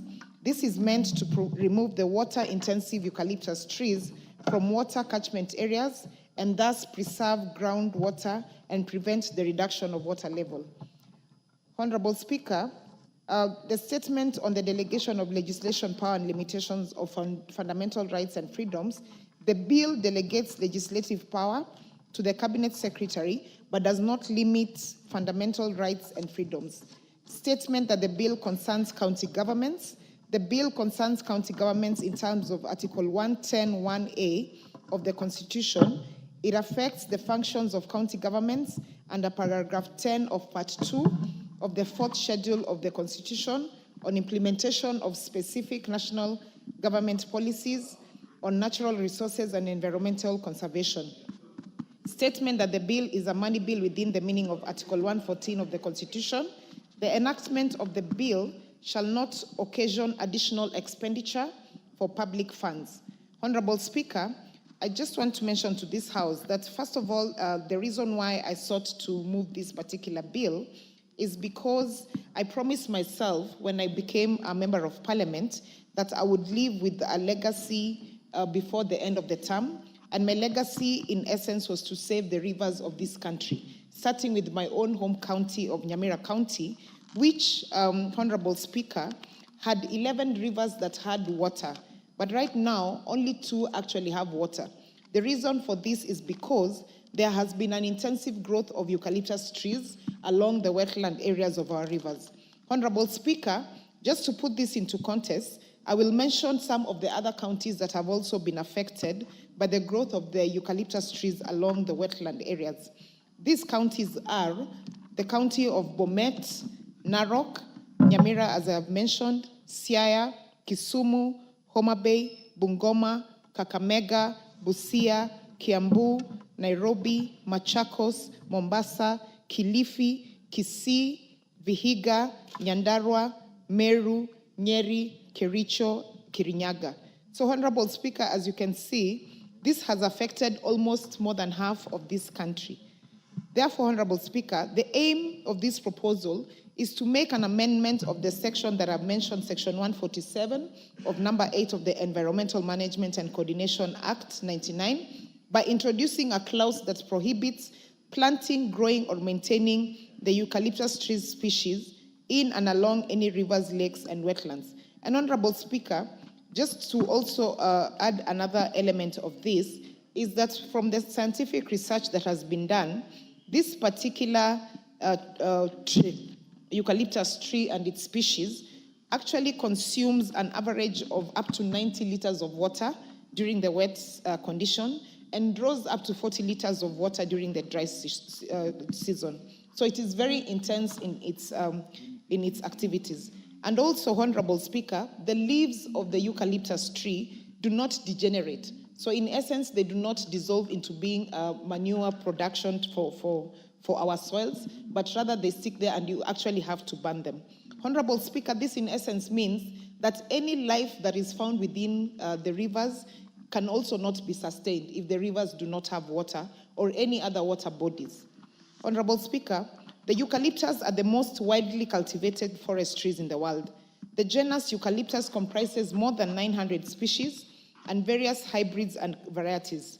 Most eucalyptus occur naturally in Australia, and in Kenya, this particular tree was introduced in the year 1902 to provide fuel wood for Kenya-Uganda Railway.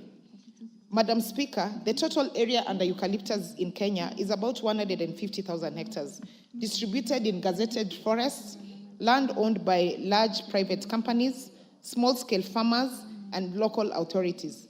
The area under eucalyptus is increasing at a very high rate because of its high demand for poles to be used for electrification, construction, fuel wood, and to increase the forest cover.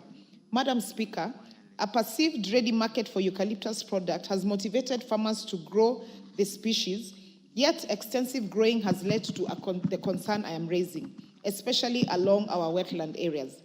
Our country faces an escalating crisis of water security, with major water towers such as the Mau Forest, the Mount Kenya Badeas Ranges, Cherangani Hills, and Mount Elgon that feed into vital catchment areas coming under severe threat. Climate change and human activities, particularly the cultivation of water-intensive eucalyptus trees close to water bodies, contributes to the diminishing river flow and eventual drying of rivers, which in some counties, like as I said, my home county of Nyamira, 80% of the rivers are nearly extinct. Madam Speaker, this comes at a very opportune time for us as a country, because we are currently discussing COP29 in Baku as we speak. And our country is actually leading the African delegation in terms of how do we convert climate change into climate action.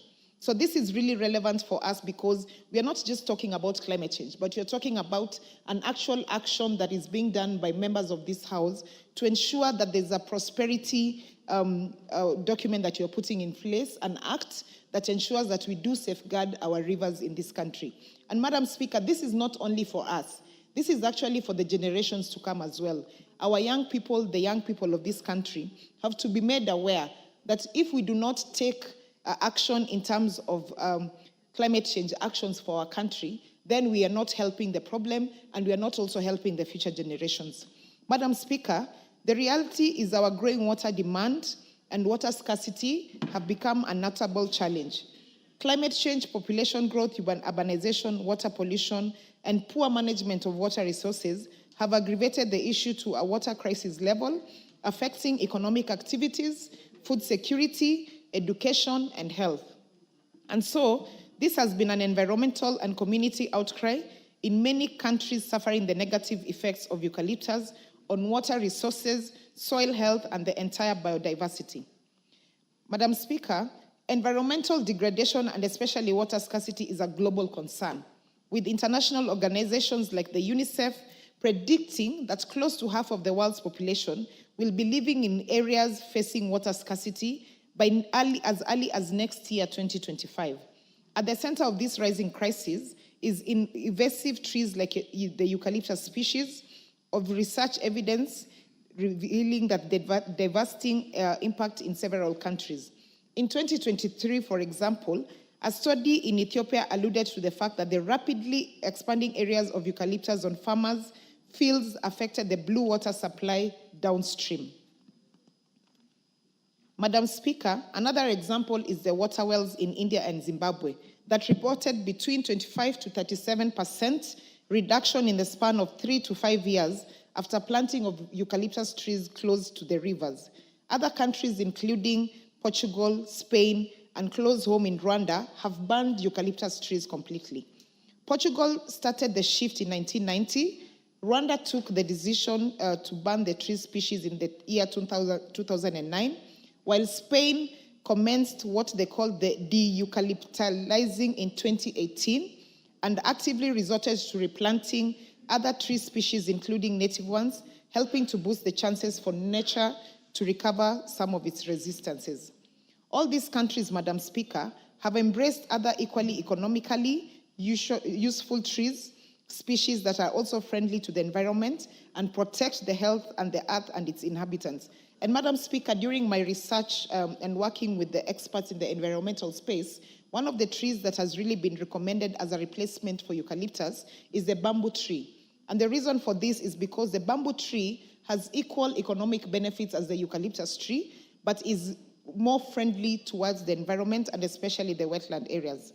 In our moment to follow suit in Kenya, the future management options of eucalyptus species call for interventions that must be regulated and coordinated at national level, then cascaded to the counties and landscape skills. Madam Speaker, this particular legislation is long overdue. In 2009, the late Honorable John Mishuki, the then CS for Forestry and Environment, ordered eucalyptus to be uprooted in water riparian areas. Despite the ban on planting eucalyptus, this directive was not successfully implemented because there was no backed up law.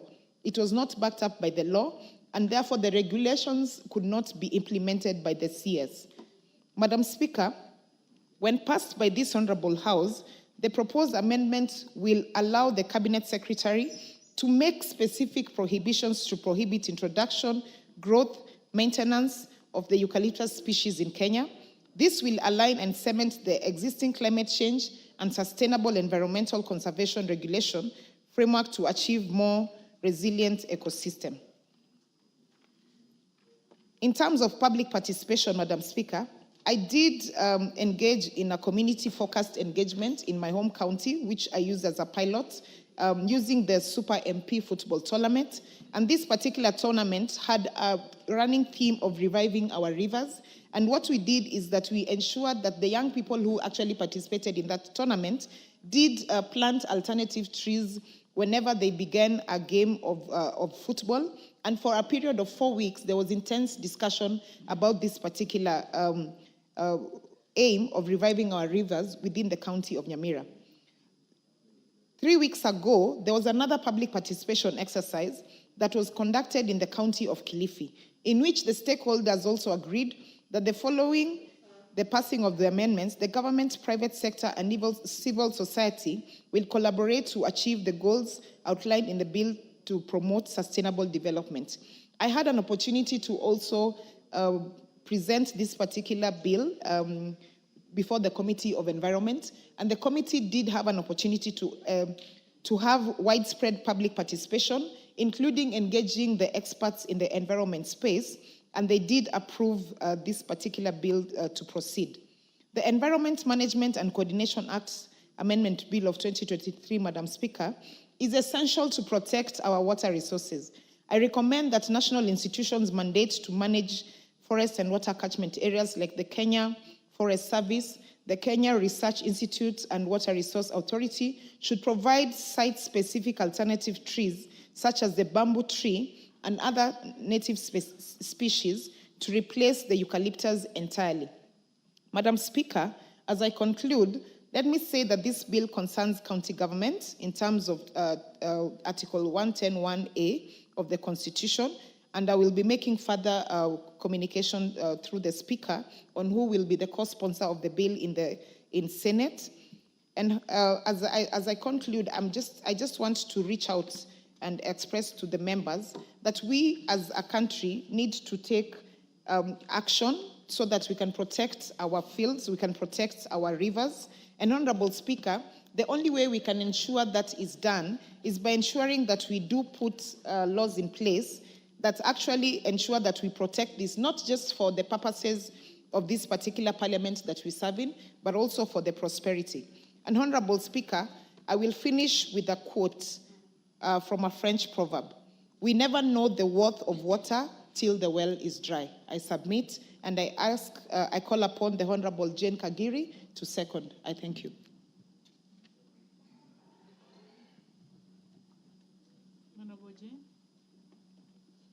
Honorable Jane Kagiri, please proceed to second the motion. Thank you, Honorable Speaker. I stand to second this amendment. And first, I'll take this opportunity to congratulate Honorable Irene Mayaka for a very well-thought-out amendment. Honorable Speaker, as I start to second, I would want to first take us through some statistics. It is medically recommended that each person takes 2 liters of water per day. Honorable Speaker, that would mean for a family of 5, they would require 10 liters of water per day. Honorable Speaker, for the eucalyptus tree, it requires 90 liters of water per day. So a eucalyptus tree is taking the water intake of 45 Kenyans. Honorable Speaker, I would want to say that majority of Kenyans don't even meet the 2 liters requirement, not because they don't want, but because they cannot get the access to that water.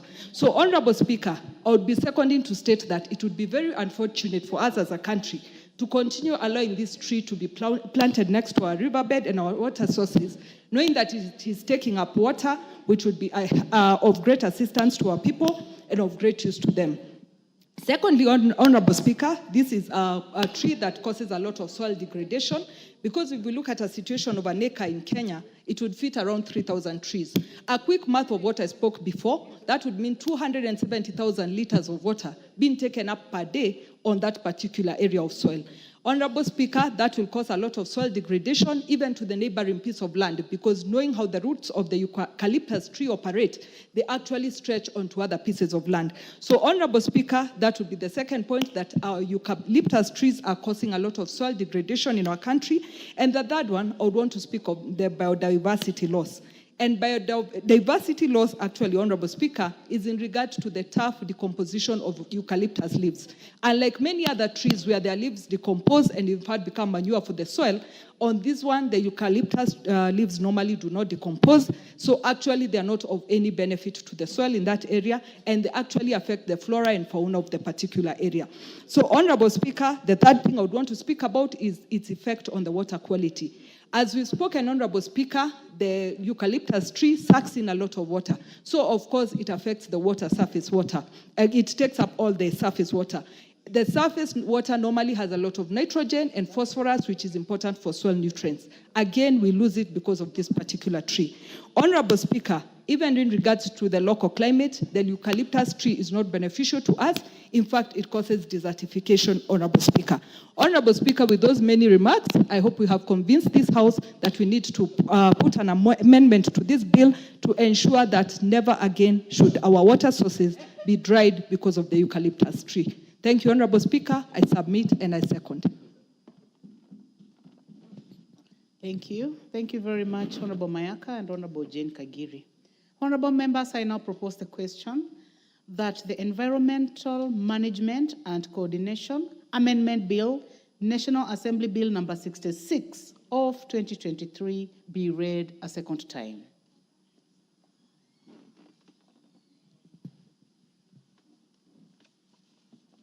Honorable members, I see a few interests in this. I guess that this is the motion that you want to speak to. So we start with the Honorable Geshimo Gedeji, member for Geshugu. Thank you, Honorable Speaker. I rise to support this bill by Honorable Irene Mayaka, which I would say is also a bill of life, because it is seeking to protect the wetlands where we derive, where we normally get our waters from. And Honorable Speaker, though eucalyptus trees have also some benefits, I think the disadvantages outweigh the advantages of these trees to the Kenyan populace. And Honorable Speaker, I'm happy that Honorable Mayaka was also able to do a lot of research across the world, and also came up with the areas that where even eucalyptus tree has been banned. And one of the interesting areas, Honorable Speaker, out of my research on this eucalyptus tree is Portugal, whereby in 1989, there was a war in the valley of Lila, a place called Vieira do Lila in Portugal, where hundreds of people gathered to destroy 200 hectares of eucalyptus trees, fearing that the trees would rob them of their water and bring fire. And I believe this is one of the revolutions that led to Portugal banning the growth of eucalyptus trees in wetlands, in riparian areas, along the rivers, and so forth. And Honorable Speaker, these eucalyptus trees have also been referred as that species because research has shown, and one such research is also from India, whereby it has been shown that eucalyptus trees take more water than what is replaced by rainfall. And therefore, that means that even the human life, any kind of life, is written by these eucalyptus trees. And without belaboring the point, Honorable Speaker, it is also worth noting that this law now gives the minister or the CS an avenue to make regulations that would firmly make it possible for enforcement or the management of the wet areas, the catchment areas, for the purposes of issues in respect of the eucalyptus tree. And that is in line with Article 95 sub-Article 6, which provides that Parliament has the powers to make law, but also has power to delegate that law. And this provision now gives that avenue to the Parliament to delegate that power to the Cabinet Secretary to come up with the regulations towards the management of the growth of eucalyptus trees in this country, and especially in the wet areas and where we normally get our water from. And back home, and especially in my county, Kirinyaga, these eucalyptus trees are usually a very big threat to the rivers. Actually, most of the rivers, some of the rivers have dried up because of these eucalyptus trees. And that is why I stand here to support this bill, which also looks at the issues of the climate change. Climate change is not only about the air and planting trees. It's also about climate change action on areas that also threaten lives, both human and plants, other plants, and also other species, because when the rivers dry up, we also lose lives which are usually found in that river, including fish, and also it's also a threat to the food security in this country. So, Madam Speaker, my research also shows that in February 2020, the then Minister for Environment, Honorable Keriako Tobiko, called for eucalyptus trees to be uprooted in all wetlands and all catchment areas. But you see, that was just a directive which had no legal backing. And that is why this now legislation comes in handy to make sure that there is a law, there is a legal framework that a minister or a CS can use in order to enforce to enforce such kind of directives. But if someone never followed that directive and obeyed it, there was nothing that would have happened. So regulations coming through the CS would help in this space a lot. And that is why I support and thank you for that opportunity, Honorable Speaker. And I also thank Honorable Irene Mayaka for bringing this, I would call a bill of life. Thank you, Honorable Speaker. Thank you, Member for Gishugu. The Honorable Martin Owino, Member for Ndiwa. Thank you, Madam Speaker. I rise to support this amendment bill. And I want to congratulate Honorable Irene Mayaka, making the first shot at the bill. It's very tiring and very needy. A lot of research which has been thrown into it. It is true global issues when it comes to environment is progressive. And therefore, a bill giving the CS mandate to make policies, I think it is in order, because we will need those policies from. Madam Speaker, I grew up in rural setting, and really there were some rivers which were never drying. And you had Homa Bay being mentioned as one of the areas affected.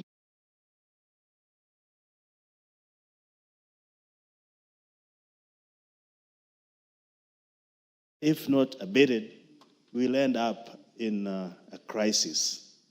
The human body needs between 45 to 75% of water, depending on gender and all that, but that range, meaning if the rivers dry up, the common wananchi has no access to water.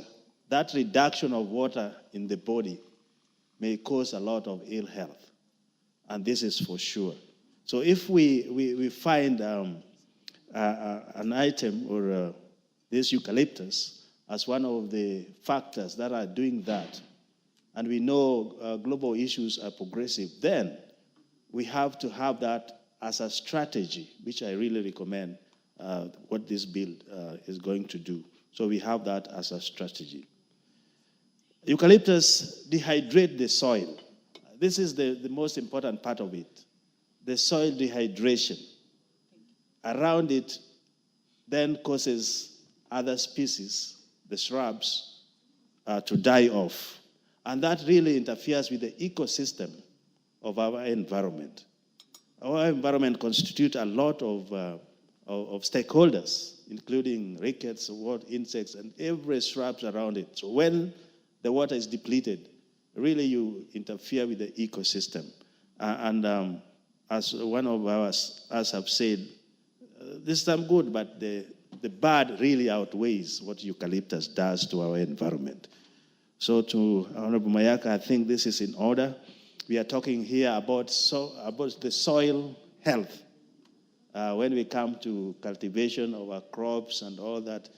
And that home river, I'm trying to say, dried up and left the community in disarray, really used to service well when it comes to water and water products. And when we were growing young, it was abundant. Even people used to fish and do other things, draw water to irrigate and plant other things. But right now, it's a wash bay. The rain comes as it goes, and that is the end of it because of this eucalyptus which was planted around it. It outcompetes other species. This is another issue. It just not just take what is, it outcompetes completely. That where you find these trees grown, there will be no other things growing because of that outcompetition.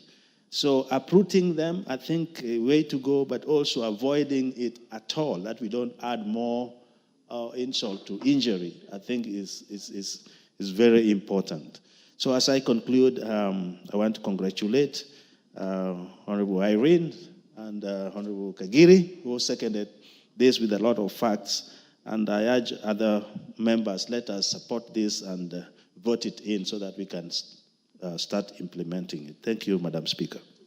Thank you, Member from Viwa. The Honorable Naomi Wako, Member from Marsabit County.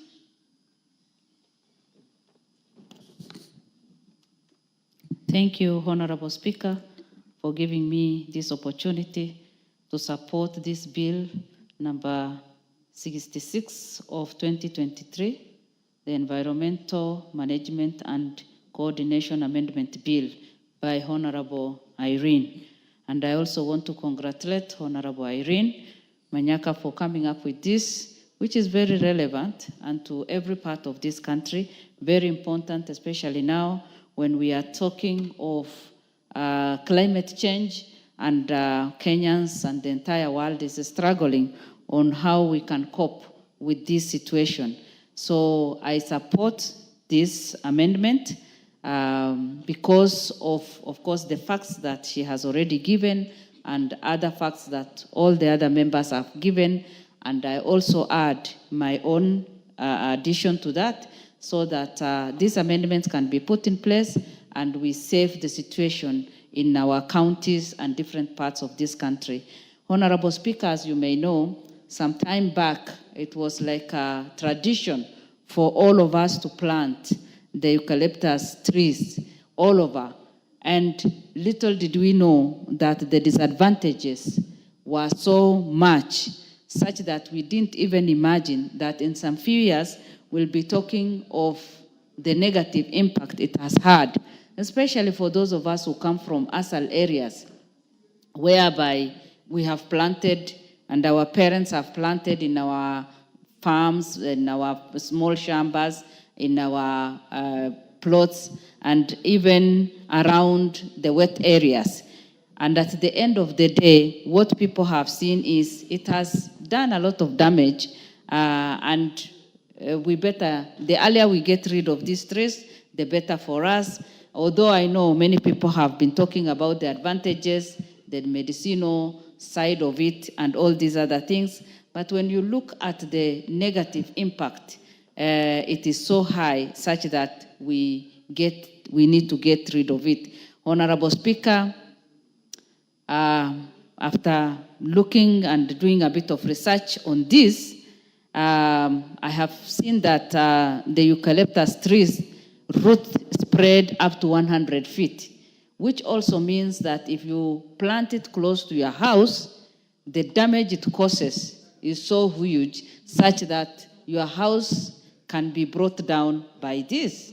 And you know very well that in the villages, people don't have a lot of resources and even cannot afford to come up with that very strong foundation. So when you do this, and then it destroys all the area around that, and at the end of the day, your house is also damaged.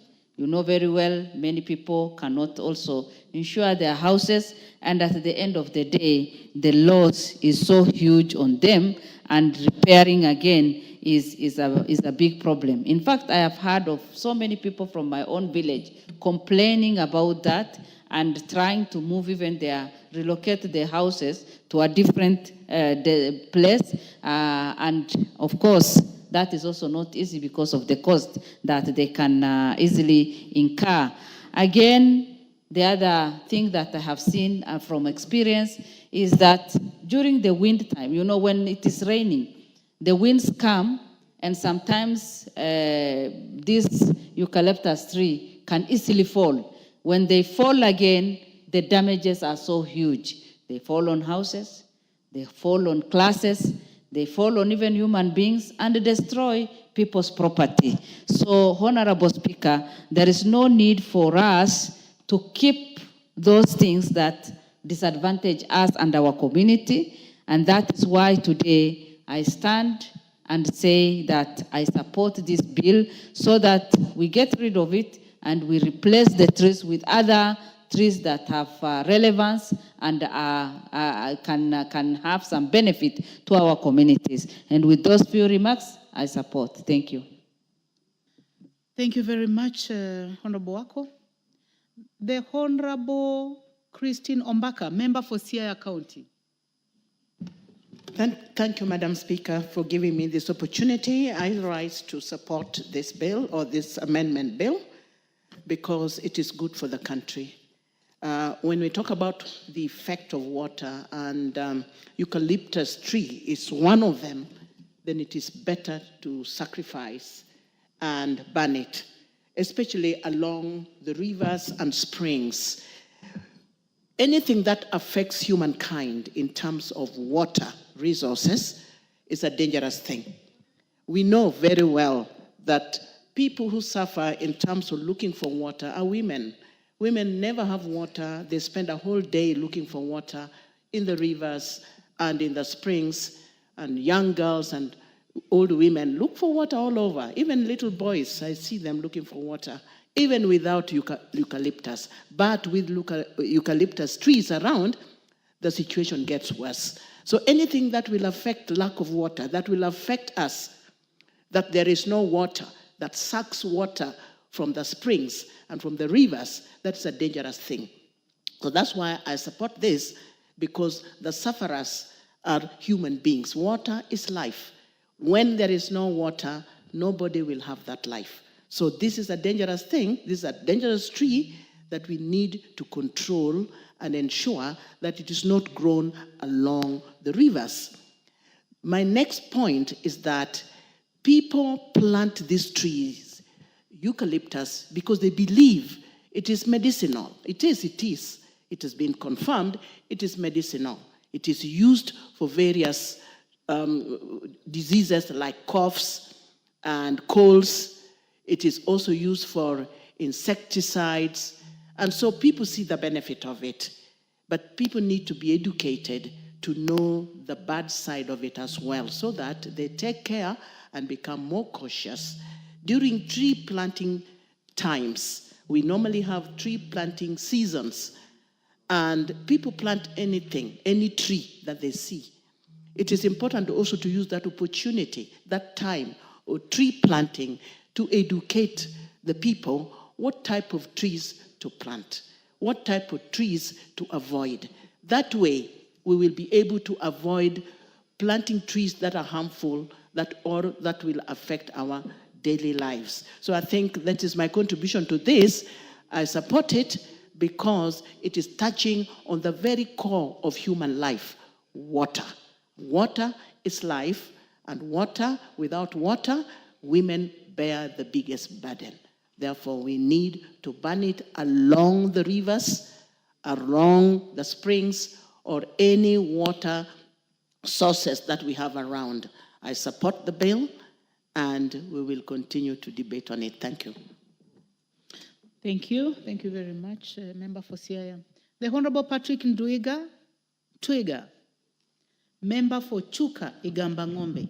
Thank you, Chair. Chair, I stand to support this important bill by Honorable Irene Mayaka. I come from the Rakanidi County, Chuka Igamba Ng'ombe constituency, Chair. And in my constituency, this eucalyptus tree is a main problem to us, Chair.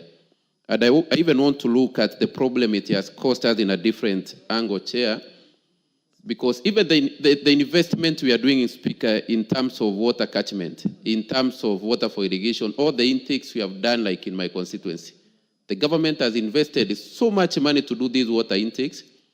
People have started doing irrigation using these water projects, but these rivers are drying. So all the investment we have done in the intakes, it's going to waste because the rivers are drying.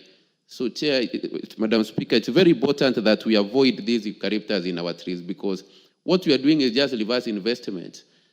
Like in my constituency, we have an investment of almost 1 billion by European Union for our water intake that is supposed to serve the whole of Chuka town and its environment. But because of these eucalyptus trees that have been planted along that river, we are losing almost 5 intakes now. That during these intakes have water almost 2-3 months per year. The rest of the season, they don't have water, Chair. So you wonder, is it worth to do all this investment in this intake and these important irrigation and drinking water projects to have water 3 months per year? Something that we can avoid by avoiding these trees. So, Madam Speaker, I think this is a very important bill, and I'm happy that it has come at this particular time, that even in this parliament, for members of parliament, we have even enhanced our environment kitty, that when we go home now, we need now to start telling our people, because people love being given alternatives, that you don't plant eucalyptus, what do you plant? So it's the high time, Madam Speaker, we engage our people constructively. And I love the research that the Honorable Member Eileen has done, and I would really wish that is shared widely. Even the examples she has given of countries that have dealt with this matter of eucalyptus trees, so that as we engage members, we engage from a factual point, we engage from a point of knowledge, and we engage from a point where we can show them that it has been done elsewhere, and so it can be done in Kenya too. Thank you, Speaker. I support. Thank you very much. The Honorable Richard Yegon, Member for Bomet East. Thank you very much, Madam Speaker, for giving me this opportunity also to contribute on this issue of eucalyptus trees. I want also to congratulate Honorable Irene Mayaka for bringing in this issue, because there was some time where we talked about these eucalyptus trees, and I think it died off again like that. But I believe this time around we are going to take action, because eucalyptus trees, when they are planted along the rivers, they tend to drain a lot of water. They take a lot of water, thus making the rivers go dry. Madam Speaker, it is high time that we need to enact serious laws to make sure that the areas where eucalyptus trees are planted are categorized. They need to be put up the hills, whereby it doesn't drain a lot of water from like when they are planted in the rivers. I've heard in my area whereby if you see a tree or a eucalyptus tree, which is when somebody fell a tree, and maybe you can put something to collect the water out of that tree, you will find there's a lot of water coming out of a tree which has been fell along the river. And therefore, we need serious laws to be put to curtail these issues of planting trees along the rivers. It is finishing water. Within some few months after the rains, the river bed just got dry, and we want to enact serious laws to make sure that this rule is followed. And for those people who have planted trees along the rivers, I want to say that there should be a mechanism when this law has been enacted. There should be a mechanism where we must penalize the people who are planting trees along the rivers.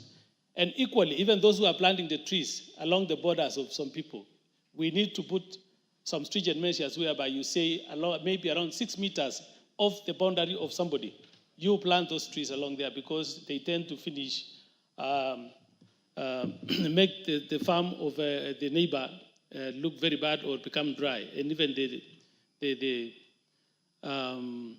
the crops which are planted in their farms, they are not going to come out very well. Madam Speaker, I support this. We need to make serious laws to curtail these issues of the eucalyptus trees being planted in the wrong place. Thank you very much, Madam Speaker. Thank you. The Honorable Ruth Odinga, member for Kisumu County.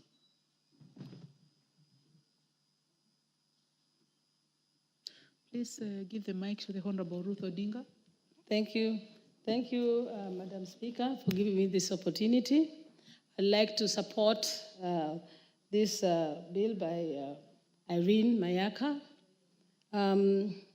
First of all, the eucalyptus tree is one of the most has a high transpiration. And that means the tap root of this tree really goes far deep down. So even when you put it along the river, it doesn't just mean where you have planted it. Its roots go very, very deep into the river itself. And it uses high absorption of the water from the river. So it's not even depleting the water within the soil around the river, but even the one within the river as it's flowing. That is actually the fact about this plant. It's very dangerous to have it along any waterways. And secondly, Madam Speaker, it is so sad that we are doing a lot of tree planting. And right now, the government has come out for us to do tree planting everywhere. But it is done indiscriminately. We just plant any plant that you find. We are never given much choice on which one are the best ones and where should they be planted and areas. I will not say that I'd be against the eucalyptus plant being planted, but it should be done in a designated area.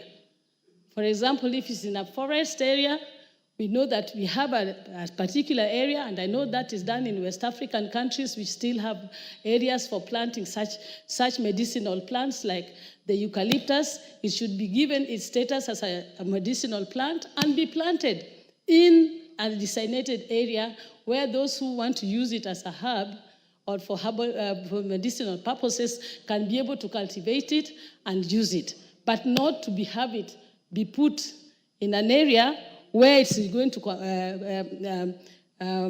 actually affect the humans around that area.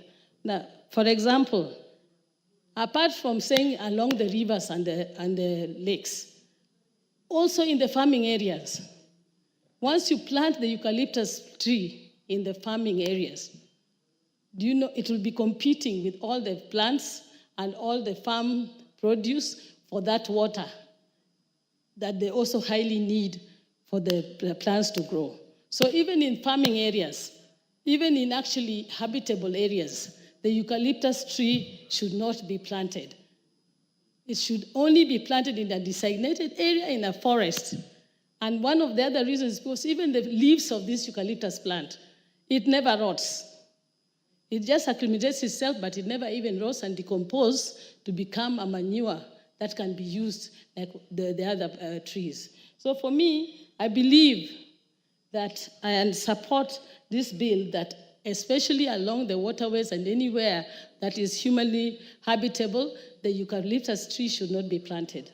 But we should have it for the medicinal purposes, but in designated areas, in forests, where they can be cultivated and it can be used. So with that few remarks, I thank Honorable Kagiri and Honorable Mayaka and say that I really support this bill. Thank you.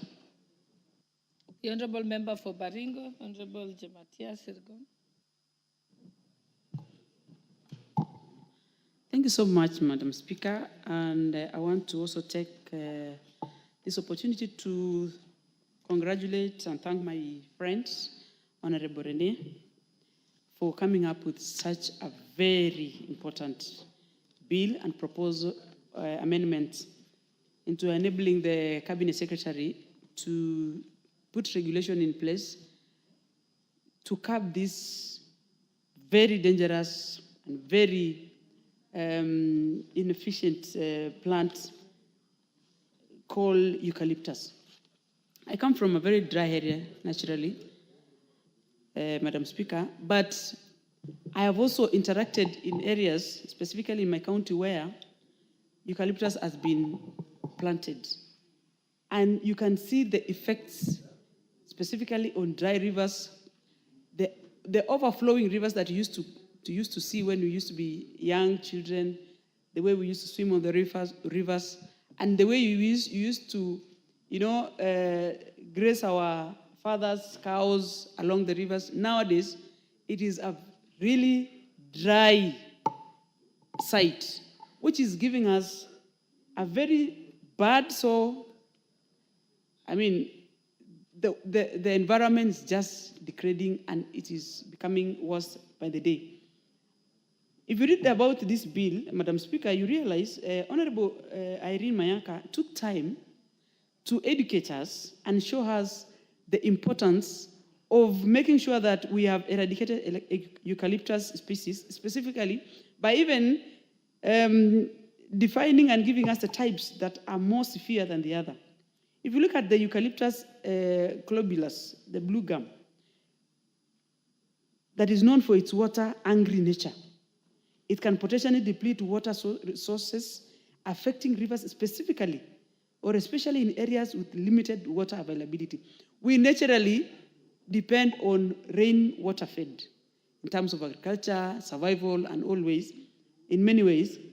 Now, if we, as we are introducing, or when we plant eucalyptus species like this blue gum, which we always use it for construction, and we like, for commercial purposes, as much as it is good, we can see the dangers that actually are so far and more likely going to affect the environment is so there and so negative. And this one I want to support and say it is going to be a very resourceful bill, and we really want the Cabinet Secretary to take up this challenge and do the proper amendments and regulate this, specifically people who are having the penchant of looking for money in many ways that affect the environment, specifically through this eucalyptus planting. We also want to urge the ministry through the cabinet that as they do these amendments and regulations, there are many alternative trees that we can plant and replace it with eucalyptus, which also still have the same beneficials with eucalyptus in a way, specifically on matters constructions. And bamboo, as Honorable Mayaka has given us very, very nice examples, is one of them. Bamboo is a water reservoir, for instance, collecting storage water, an amount during rainy seasons. It also helps in extensive fibrous roots. It is also good for furniture, carpentry, and building, which is going to be the best replica, which we can also use it in every, specifically on waterways and rivers, so that we can bring back the sanity and bring back life because without water, there's nothing we can do so much. Water is life. Water is day to day. It is like a breath for all of us, and we need it. And specifically also, when we, as a government of the day, when our president always urges us to plant trees and give target of up to 10 billion trees in the next 5 years, we cannot be planting trees and we have eucalyptus at the same time. Because the more you plant trees, we are encouraging more rainfall, but as long as eucalyptus is within us, the same water that we are trying so much to attract through rain is going to be disadvantaged by the presence and of these eucalyptus trees. So, Madam Speaker, I think this is one of the best bill, and it is a progressive bill, and it's going to help us in many ways. And lastly, Madam Speaker, in terms of, I was very keen in one of the sentences that the member alluded and give us an example is that a eucalyptus can take up to 90 liters per day in wet conditions and draws 40 liters daily in dry conditions. This is a very severe tree. And the faster we eliminate this tree, just like the way it was done in Portugal, the way they decided in one day that they are going to the forest and just fell down all these trees, at that time, it is also good for this country to adopt a very radical and purposeful and very intended resolution to make sure eucalyptus trees is not planted anymore, is regulated properly, and is specifically in areas, specifically island areas. If you go to Kericho or Bomet, where they plant a lot of tea, you easily see that eucalyptus is along the rivers. And this is something that has, every time you go to those areas that you think it rains every day, people tell you they don't have water. And if you do or sink a borehole in those areas, Nandi, for example, also, you can't get water because the water tables is so down, and it is highly contributed to such plants like eucalyptus. And that one is something that it is good we have identified the problem, and I urge through the ministry that this is a problem that we can be solved, and we can help this country in making sure that we are preserving our water towers and our water preserves. In Nyandarua, when Honorable Soipan was a minister for environment, I remember we went to plant trees in one of the lakes that had dried up because of eucalyptus that was planted around the lake. So this is a tree that has been tested, and it has been known it is a very severe and gives a lot of negative response in the environment. For all that, Madam Speaker, I want to say I support, and thank you so much. Thank you. The Honourable Member for Luanda, Honourable Dick Maungu. Thank you very much, Madam Speaker, for the opportunity given so that I may also add my voice to this very important bill. I'll start with, allow me to appreciate the Honourable Mayaka for a bill that is well-timed, a bill that goes a long way in addressing some of the challenges we have as a country with regard to climate change, with regard to wetlands and conservation of the environment. Madam Speaker, growing up as a young boy, we grew in an environment where we had a lot of wetlands around. And that made it happen that the climate within which, or the weather within which we were brought up was very conducive. Our springs were intact, our waterland, our water points were intact, and both our animals as well as we as human beings had enough water for our consumption. The time came that there was clamor to plant trees, and it happened that the trees that were supposed to be planted were the eucalyptus trees, Madam Speaker. Little did we know the impacts of this species and what it was to do to us as a country. Many years down the line, what we see are the repercussions. What we see are the results of having planted eucalyptus trees around rivers, around wetlands, and areas that hitherto that, Madam Speaker, gave us were a source of water. I appreciate the honorable member who has done a very good document trying to show us the cost benefit or the pros and the cons of eucalyptus in our society. When eucalyptus was introduced, Madam Speaker, many people, especially small farmers who had some extra land somewhere, thought it wise to plant eucalyptus so that they could get source of firewood, they would supply electric poles as well as power poles. And it appeared to be a short-term measure of making money. But by and large, this tree has continued to be dangerous. And what is coming out, it is a very vicious tree. Vicious in the sense that it suffocates and ensures that other crops around do not have enough water.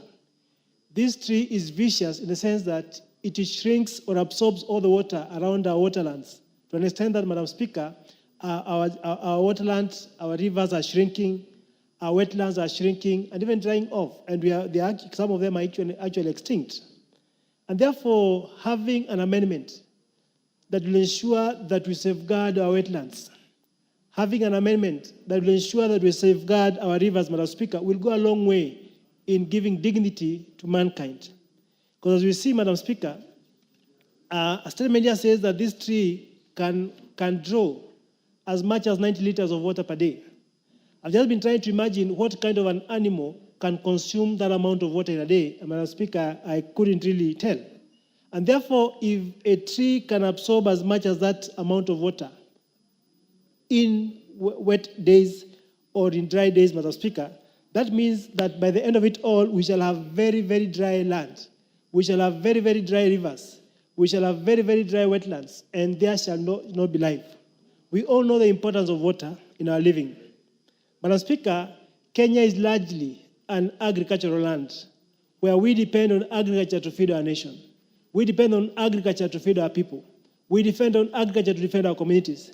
But by having eucalyptus within, Madam Speaker, what this plant is doing, it is suffocating and ensuring that our lands are dry and therefore not good for production.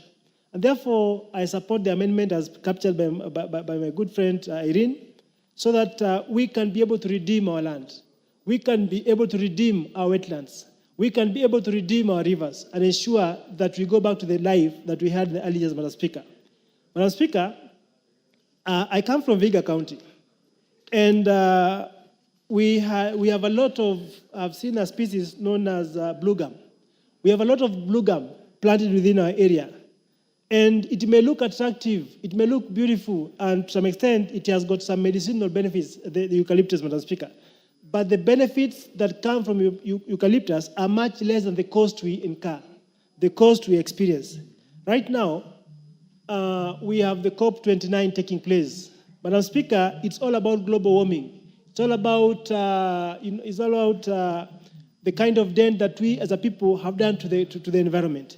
And therefore, by eliminating eucalyptus and planting trees or plants like bamboo that can be able to maintain our wetlands, that can be able to ensure that our wetlands are wet, Madam Speaker, will go a long way. I therefore support and do congratulate the member who's brought this amendment at a good point in time. I support. The Honourable Member for Nyeri Town, Honourable Mainag Mathenge. Thank you, Madam Speaker. I rise to support the motion, the amendment bill by Honourable Irene. Honourable Speaker, it is true that the eucalyptus tree has been studied, including by the Kenya Forestry Service in this country. And the issues surrounding its effects on water sources is not in dispute. And it is imperative that as a country, we plan better, and also what we plan, we implement it meticulously. Honorable Speaker,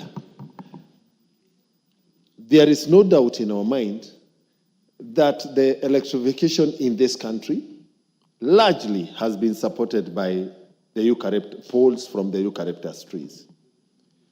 Affordable housing, affordable fencing in our rural smallholder farms, the poles are provided by the eucalyptus trees. Because of its fast growth rate and maturity, and the ban on logging, our timber industry locally is largely also supported by the eucalyptus trees. We can also not wish away the benefits of this tree on our economy and in rural livelihoods. Households that depend on firewood in rural Nyeri, largely, access firewood from this tree. But it is paramount that the plan, in terms of the species that are suitable for certain areas and regions, and also a comprehensive land use plan so that it is only planted in areas designated specifically for eucalyptus growing. It is easy to look on the negative effects, but it is imperative that we also strike the necessary balance so that we do not upset the livelihoods, especially of the vulnerable members of our society. And therefore, while I encourage Honorable Mayaka to pursue this and consult more experts, and especially involve not only the national government, but also the county governments in terms of setting aside zones. In my area, in Nyeri and in Mount Kenya region, Honorable Speaker, our tea factories largely rely on wood to process tea. And quite a number of these tea factories have leased lands, some in very unsuitable areas like Kieni, where it is actually eucalyptus should be banned in what we call Kieni, which is 52% of Nyeri County, because it is semi-arid. But on the other side, we have the areas of Tetu, Odaya, and Madeira, whose economies are also dependent on tea growing and tea processing. And therefore, a delicate balance on both the environmental effects and the economic use that the eucalyptus trees contributes in our country needs to be properly established. The environmental impact assessment reports on areas where eucalyptus is grown large scale ought to inform the direction that we eventually take in amending the Environmental Act. It is critical that we do not upset the apple cart on areas that are largely dependent on this tree without providing a viable alternative to the contributions and the economic use. Honorable Speaker, I support. Okay, the Honorable Member for Funyula, Honorable Wilberforce Oundo. Thank you, Honorable Speaker, for the opportunity. And let me thank the young lady Irene Mayaka for bringing this amendment to the Environmental Management and Coordination Act. For the purpose is an act of Parliament to amend the Environmental and Management Coordination Act and for connected purposes. And principally, the gist of the matter is to provide for the banning or to prohibit the planting of eucalyptus species in and along any river, lake, sea, or wetland. Honorable Speaker, all of us know that Kenya is a tree-scarce country. We have not yet gotten the 10% forest cover that we desire. And we always hope and pray the initiative now being rolled by the current regime will result in adequate forest cover so that we can solve climatic change and be in a position to deal with the adverse effects of climatic change. Honorable Speaker, there are very many tree species in this country, both exotic, indigenous, and some hybrid. They have different implications, or they have got different effects on the environment and the general well-being of the people of Kenya. There has been numerous researches, numerous reports that have indicated eucalyptus species are heavy consumers of water, and therefore whenever they're planted near water sources, whenever they're planted along riverbeds or any other water body masses, they have some negative effect on the water availability in that particular area. I do not want to dispute the researchers because that's not my area of specialization. And being somebody who has consumed research reports, I want to take it as it is that that's the correct position. So if there's adequate research, and I do believe the scientists both in this house, scientists at KEFRI, scientists all over, will be able to inform this debate before we conclude.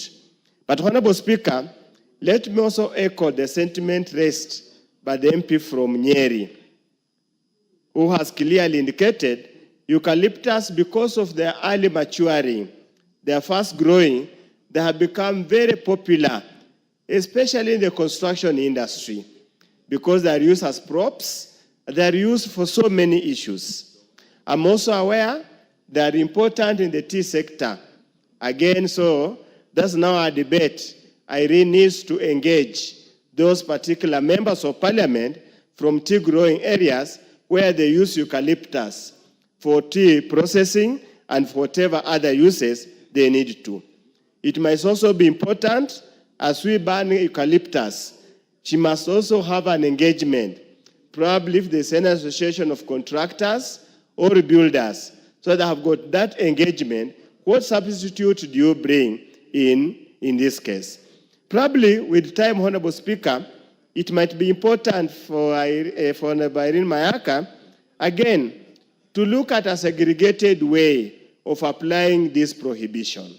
There are some areas that the eucalyptus has grown for many, many years. The adverse effects have been mitigated by adequate rainfall.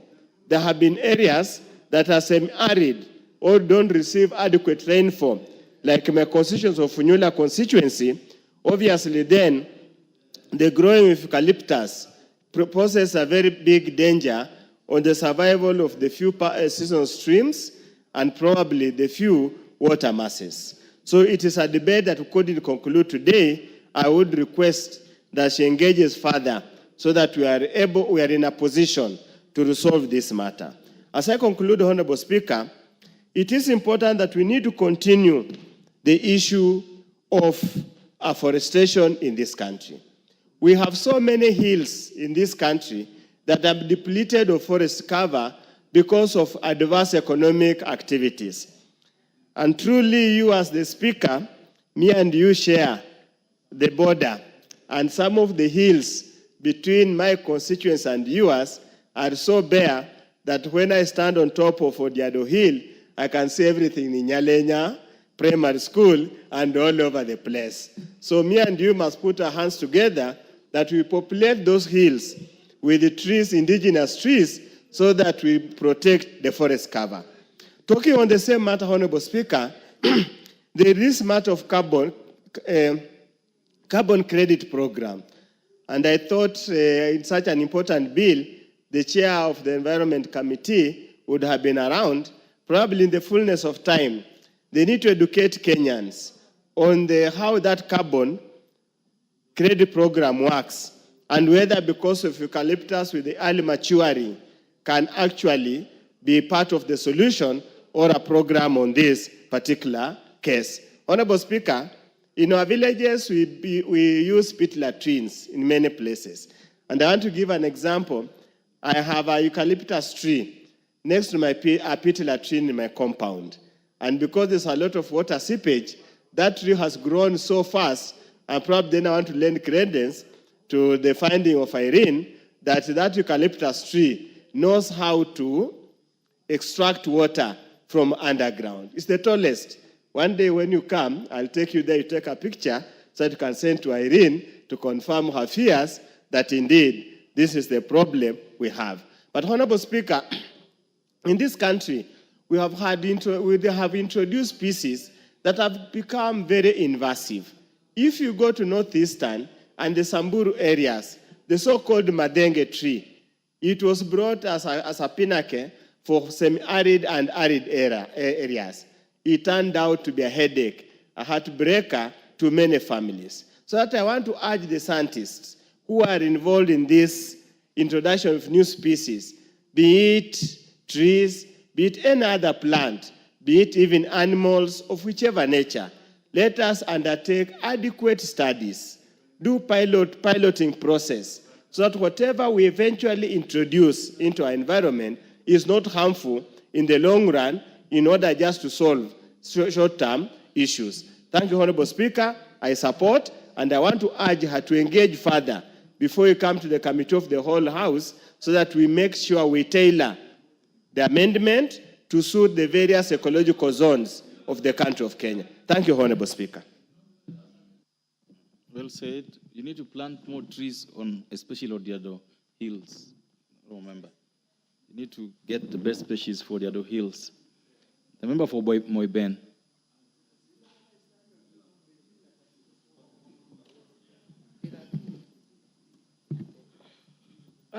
Thank you, Mr. Speaker, for giving me the opportunity to contribute to this motion by Honorable Mayaka.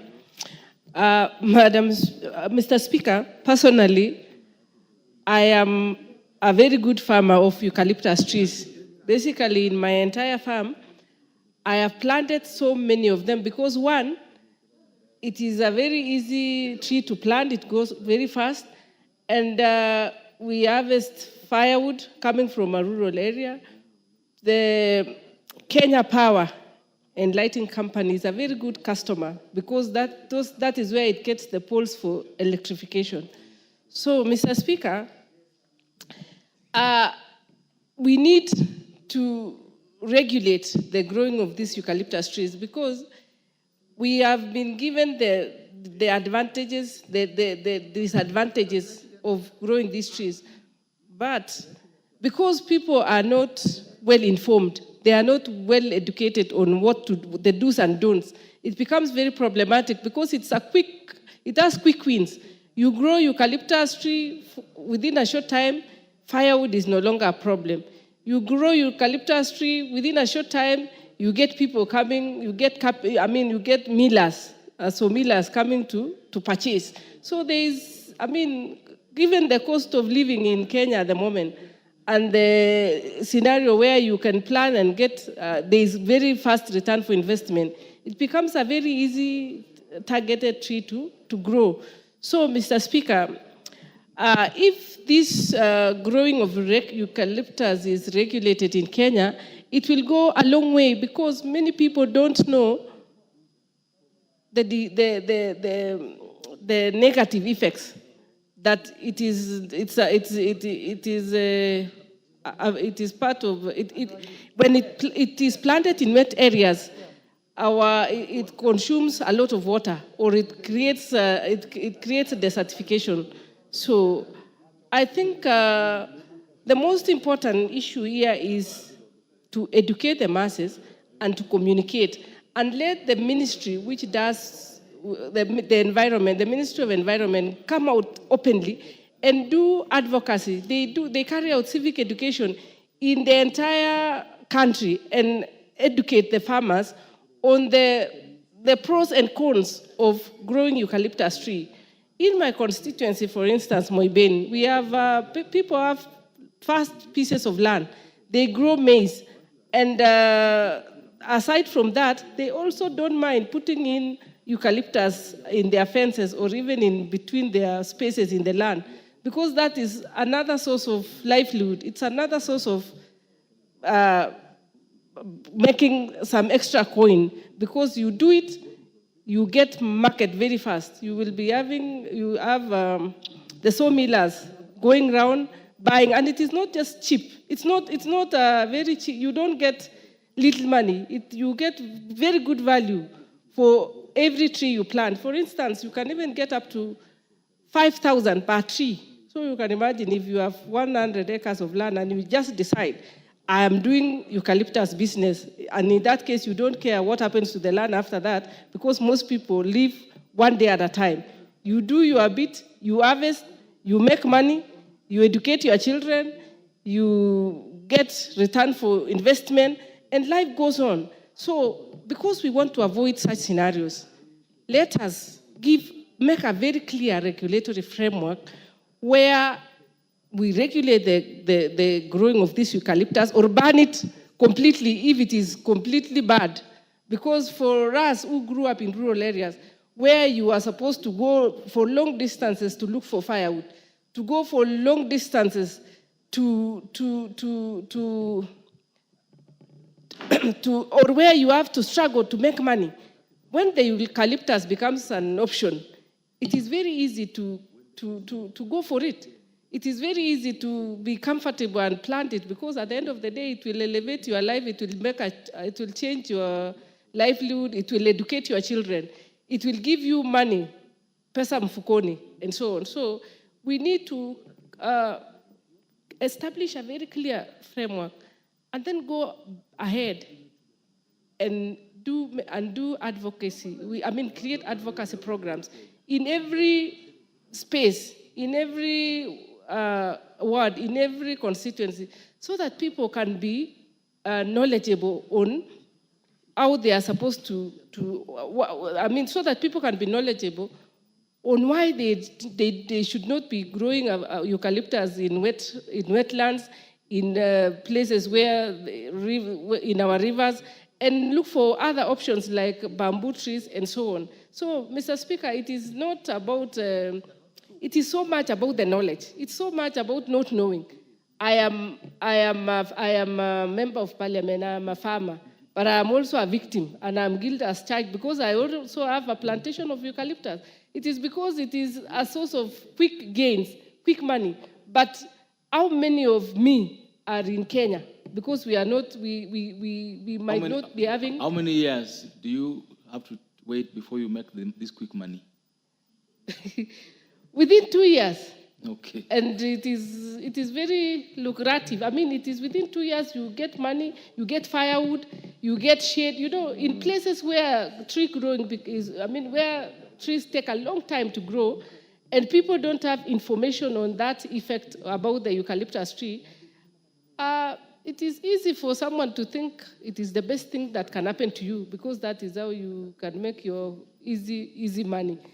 But as I said,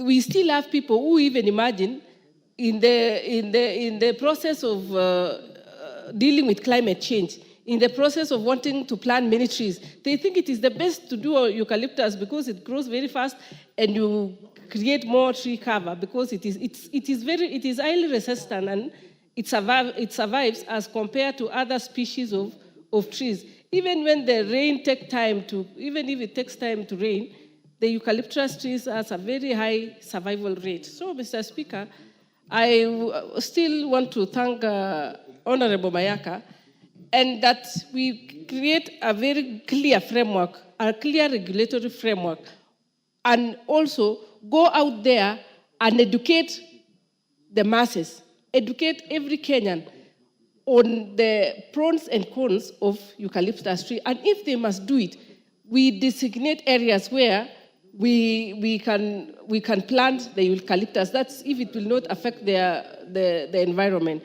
Otherwise, as per now, people still do it because it is the fastest way to get money, and the buyers are the people encouraging the farmers, the masses to grow the eucalyptus tree.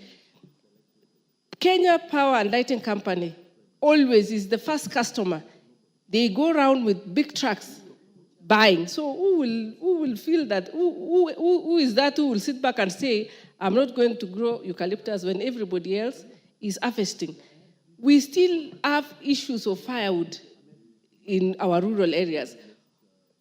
Who will tell our mothers that eucalyptus is wrong if you can just grow within 3 years, you have sorted on issues, firewood. And firewood is a very important ingredient in the rural areas. People need firewood to cook. People need firewood in functions. You know, that is the source. All schools in Kenya, especially in my constituency, we use firewood to cook. So it's still a very, very easy target of income. It's still a very easy, it's still the cheapest source of income. The fastest source of income in every household, in every institution, in every village, in every constituency, particularly in my constituency. So, Madam Honorable Mayaka, I applaud you for taking that initiative to make sure that there is a framework which can be implemented and people can be educated so that they know and make a decision, make an informed decision on if they must grow this eucalyptus, where should they do it. Otherwise, Kenyans will still continue, and because it's a source of income, why not? And it's because it is going to shape their livelihoods, why not?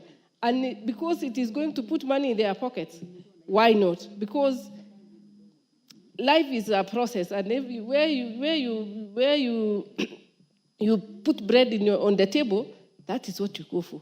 So we need a very clear regulatory framework, and we need to come out of our offices, especially the Ministry of Environment, and go to the villages and educate our mothers.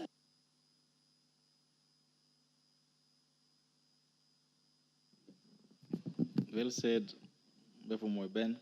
This chance goes to the member for Bondo. Thank you, Mr. Speaker. Mr. Speaker, yesterday when Irene told me about this bill, I asked her twice, because if you look at Nyamira, Kisii, I strongly believe that every person, every piece of land, whether it's a quarter acre or whatever, has blue gum. Entire Kisii, entire Nyamira. So when I asked her whether she was very sure about this, they said no. It could be true. There's quite a bit of havoc that this tree may be causing. But what happens to, like now, your county? What happens to your neighboring counties if at all we do away with blue gum? It's a hard question. It's a really hard question that requires quite a bit of soul searching. But for sure, one thing that we have in the country is that we don't do much in terms of background check, in terms of even the varieties, whether they are seed varieties, whether they are tree varieties, whether they are animal varieties, in terms of what we bring around. A lot of these exotic plants and animals definitely have issues in terms of our environment. So we really need to check in terms of this blue gum. Of course, they have brought in a number of varieties from one time to the other. They were saying that one variety was the cause of many problems. It was wasting land. The next one was consuming a lot of water. Then the next one, they're saying now there's a better species, matures quickly, it's from South Africa, and I don't know from where. Everybody's encouraged to grow for purposes of what was being said in terms of the economic returns. So if you look at all this, there are quite a bit of contradictions that go with it. But definitely, some background check needs to be on some of these species. A much more important thing is the whole issue of water catchment areas and what we call riparian areas, or what we call water towers. Definitely what we call water towers or catchment areas are the ones that have rain. They're the ones that have water. So if, again, you want to grow some of these trees in terms of where there's much water, then it means that it's the water towers that will be, it is in the water towers that will be growing this kind of trees. Because when you're talking about riparian areas, which is a very big problem in this country, we don't know the extent out of a river surface or the extent out of a lake surface or some kind of a natural water. If you look at even the swamp areas, one doesn't know exactly how much out is riparian.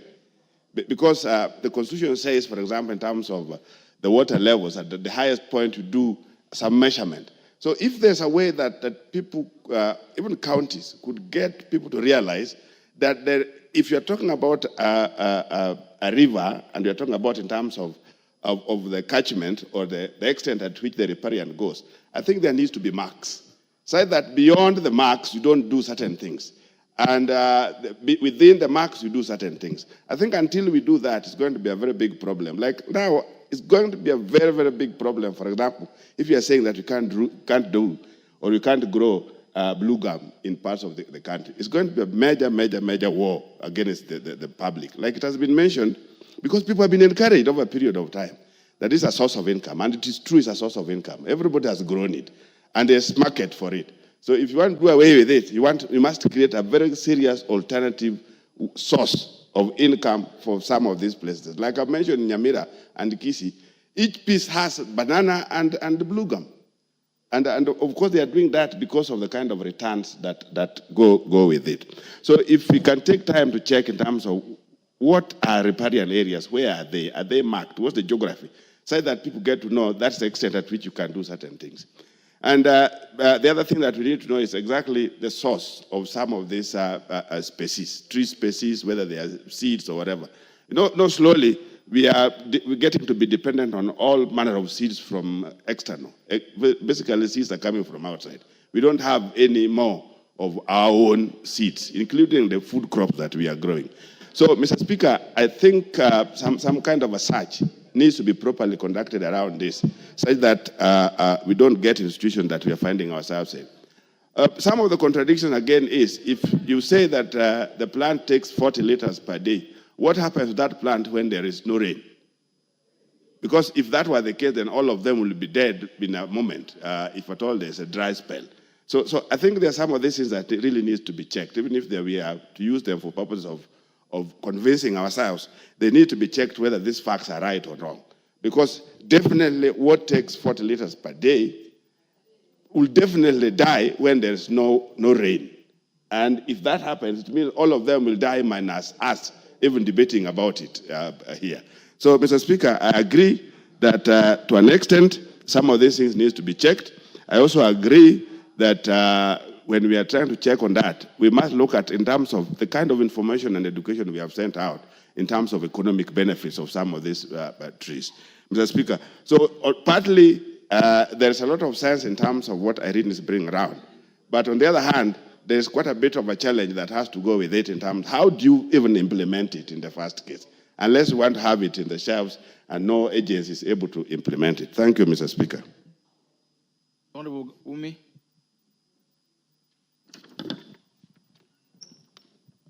Thank you, Mr. Speaker. I would like to also support the bill of Honorable Irene Mayaka. And I think first it's important that we clarify this particular amendment will not be affecting tea farmers, as tea farmers mostly grow 500 meters from the riverbanks.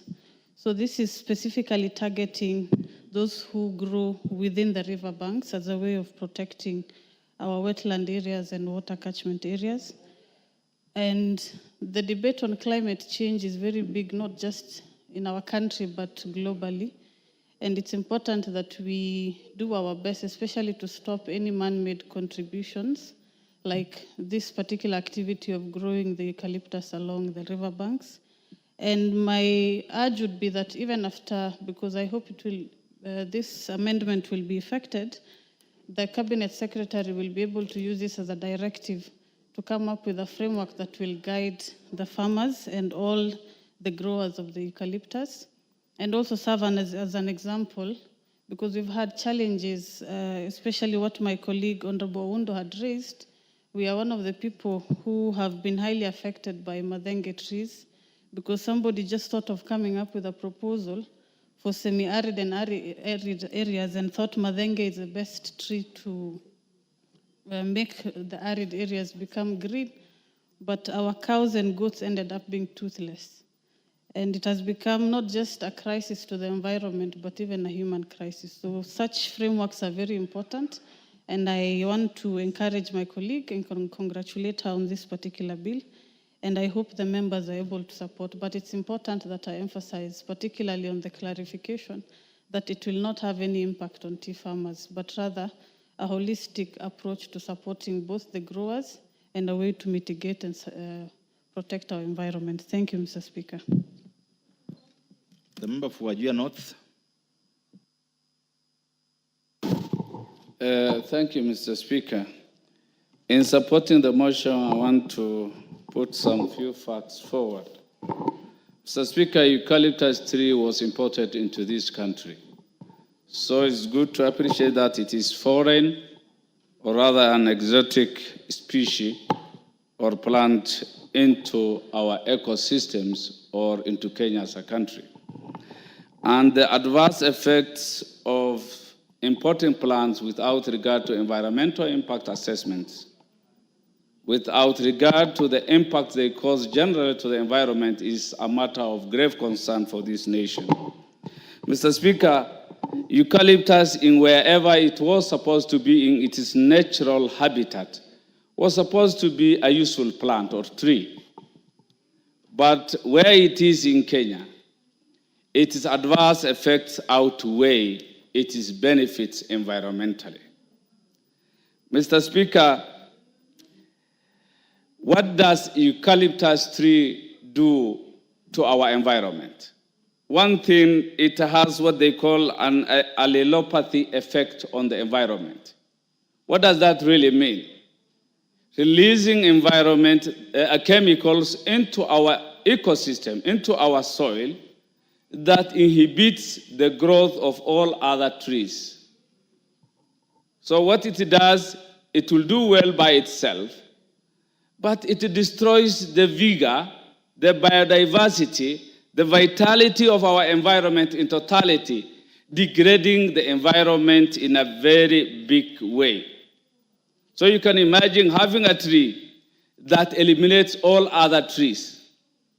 And what is the consequent impact of eliminating other fauna or flora? The impact is it destroys many other livelihoods if it will destroy any other vegetation. For instance, if eucalyptus will be eliminating all other vegetation, beekeepers will be affected. They can't have the flowers to generate the honey we need as a form of livelihood. Pasture propagation or growth of pasture will equally be affected. So it will be a homogeneous stand of plant that does away with all other plants that we so need for our livelihood and sustenance. You know, it has a very dangerous taproots, uncomparable to other plants, that taps into our soils, even into the most barren of the arsal soils. If you take it to Chalbi, it can get water as deep as, so deep, yet water from arid areas, barren soils. That is the consequences and the extent of the impact eucalyptus trees can cause. Mr. Speaker, this tree dehydrates our soil. And dehydration of soils is clear to everybody. When you cease to have water in our soils, you cease to have life in its entirety in our soils and our ecosystems. This is a tree that takes copious amounts of water from our soils, from ourselves, and even those that have good water sources. Eucalyptus can equally drain our soils and make sure that there are no more water in our soils. So it has that dangerous network of taproots that can go deep and dehydrate our soils. And when you dehydrate the soils, the impact are that you have also you also impact the chemical imbalance in our soil. So that is how dangerous eucalyptus tree is to our environment, Mr. Speaker. One other thing which I have said, it has an impact on the production of biomass. Eucalyptus tree ensures that it eliminates any other form of vegetation. And when you eliminate biomass, you are doing away with humus. You are doing away with so many aspects of our soil. Soil without biomass ceases to be soil, but other things. So this is a very dangerous tree.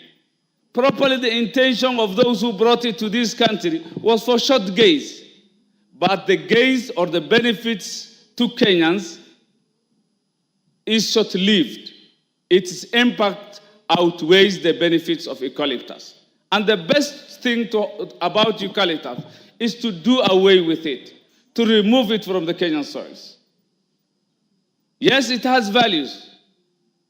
But what are the impacts? If it impacts the soils, remember the soil is the anchor of all livelihoods. And when something affects the soils, it is chemical balance, it is dehydration, the power to make sure that all other vegetations are eliminated.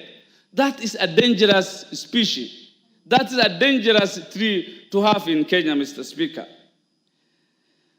That aside, eucalyptus has also health effects. Many say it has some medicinal benefits.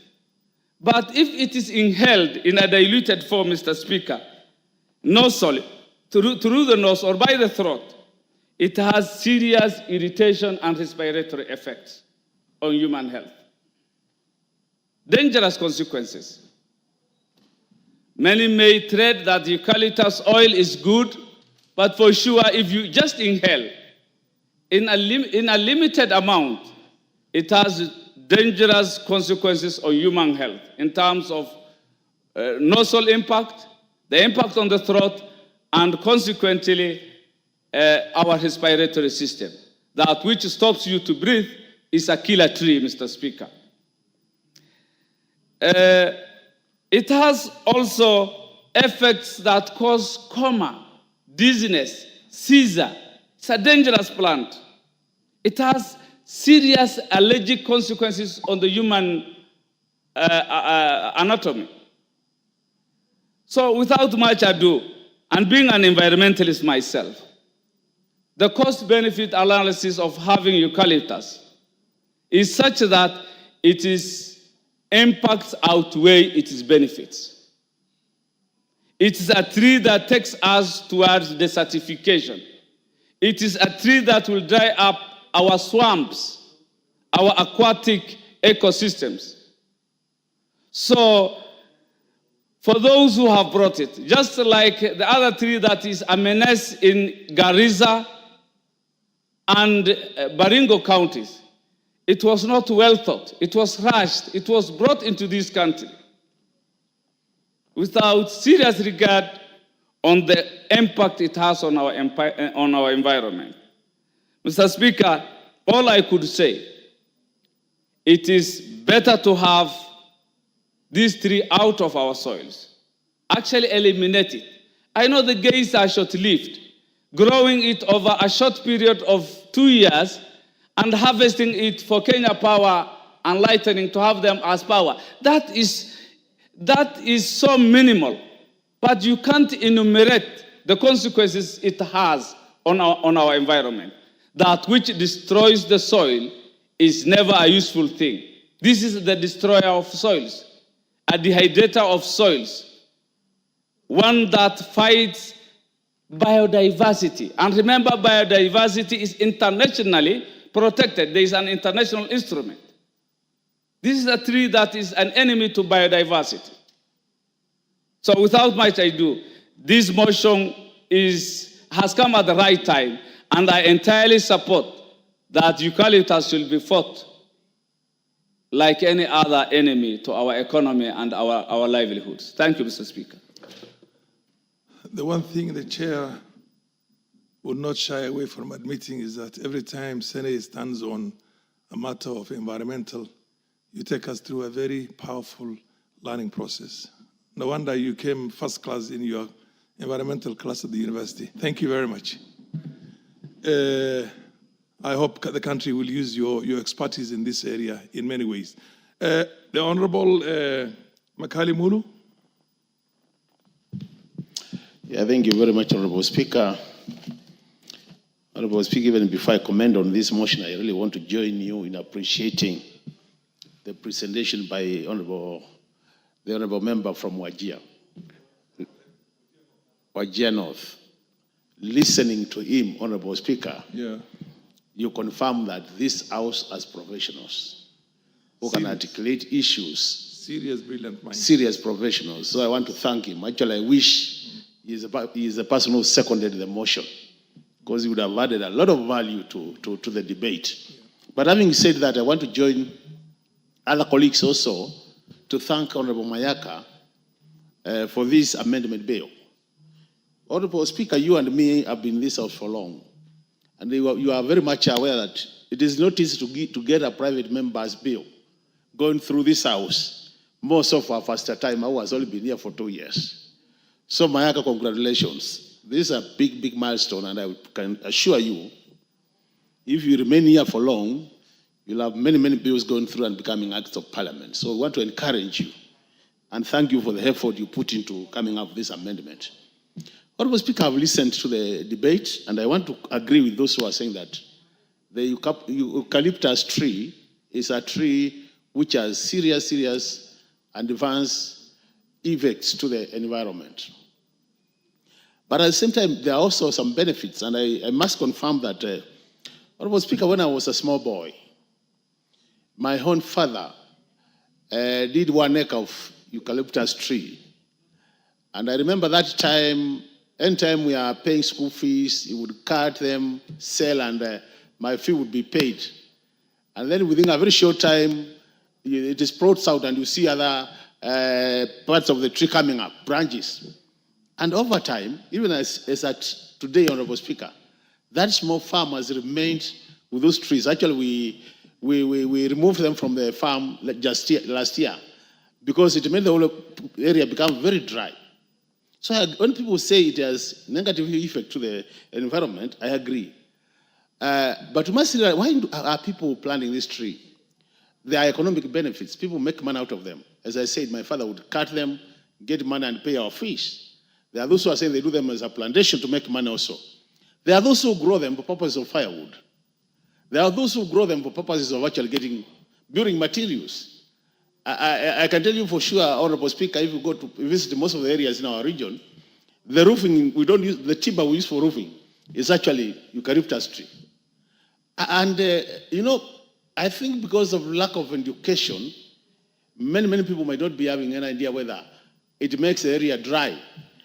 And that's why I want to say that our research institutions like Carefree, they need to come up with other species of trees which can be an alternative, which can make sure that they provide the same benefits in terms of firewood, in terms of income, and in terms of building materials, but they don't then impact negatively on the environment. And this bill becomes very important. This debate is very important. This time we are debating, Honorable Speaker, because of what is happening in the world. You know that we have the COP29, where environmental issues are being discussed. And we are saying, because of some of the things happening around us, we need even these tree covers to make sure that we take care of the carbon in our environment.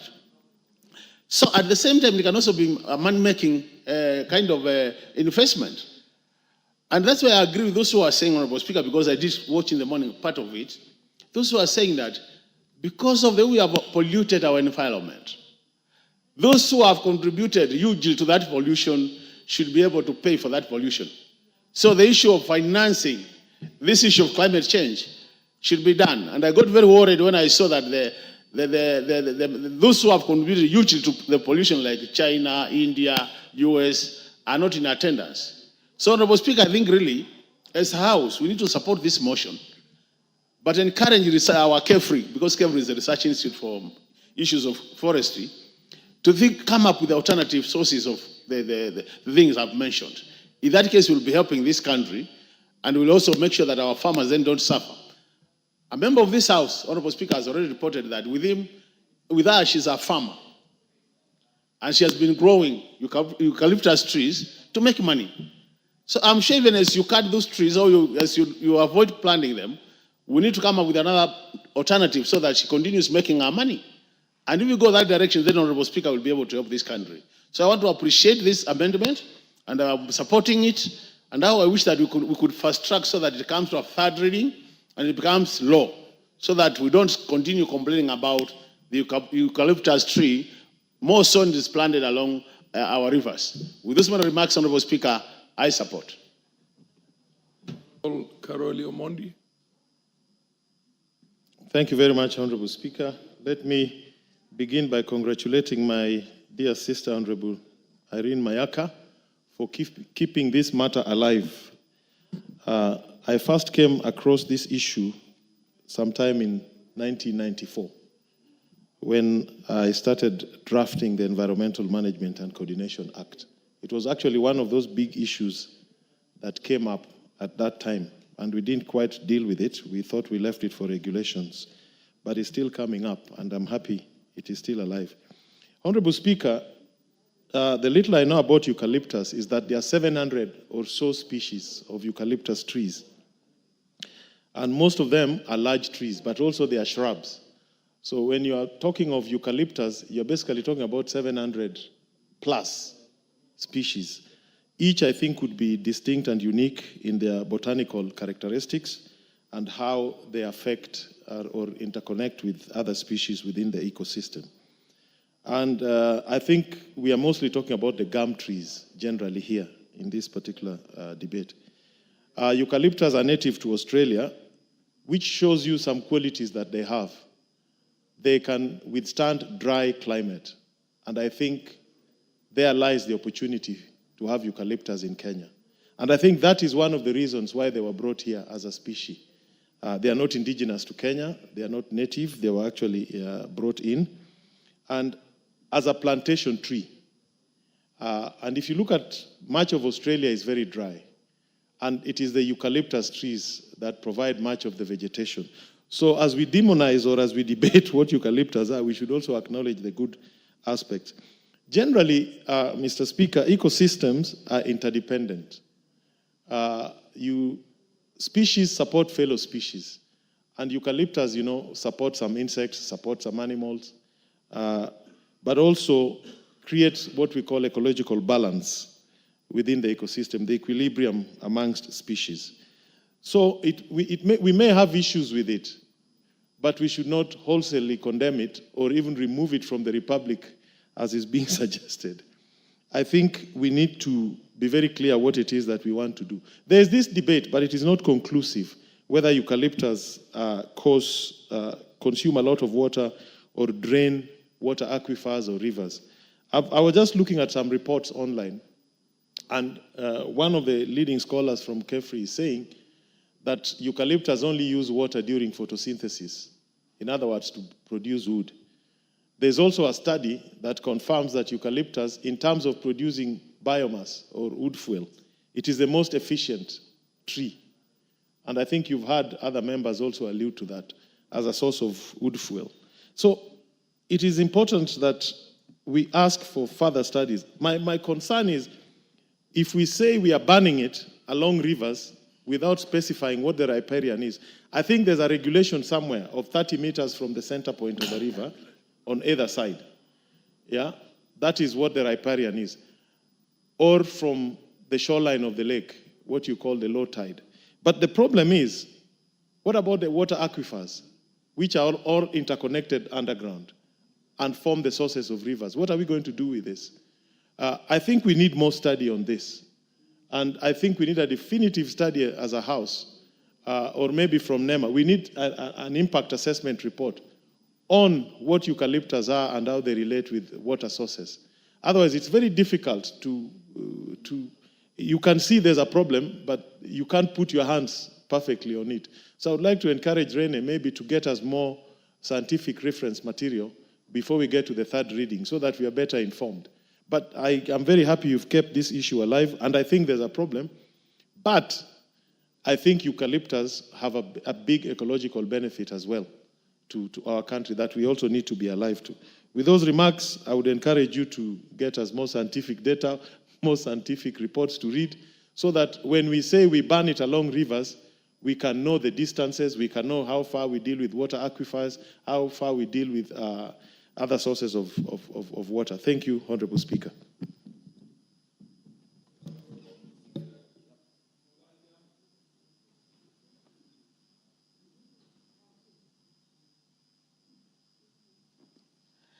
Thank you, Mr. Speaker, for giving the opportunity to speak on this particular motion.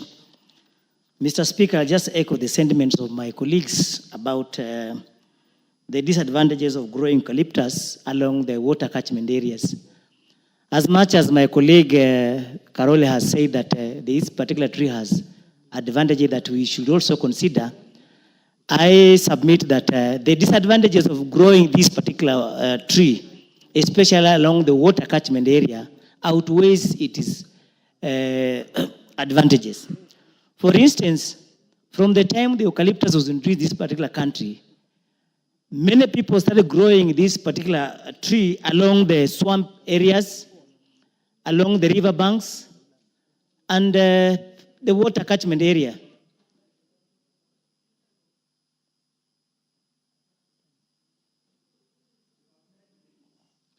Order, the Honorable MP for Mulanya. Order. The next time this debate resumes, you will have 9 minutes to contribute to the same debate. Under the circumstances, honorable members, the time being 1 p.m., this House stands adjourned until Wednesday, the 13th of November, 2024, at 2:30 p.m.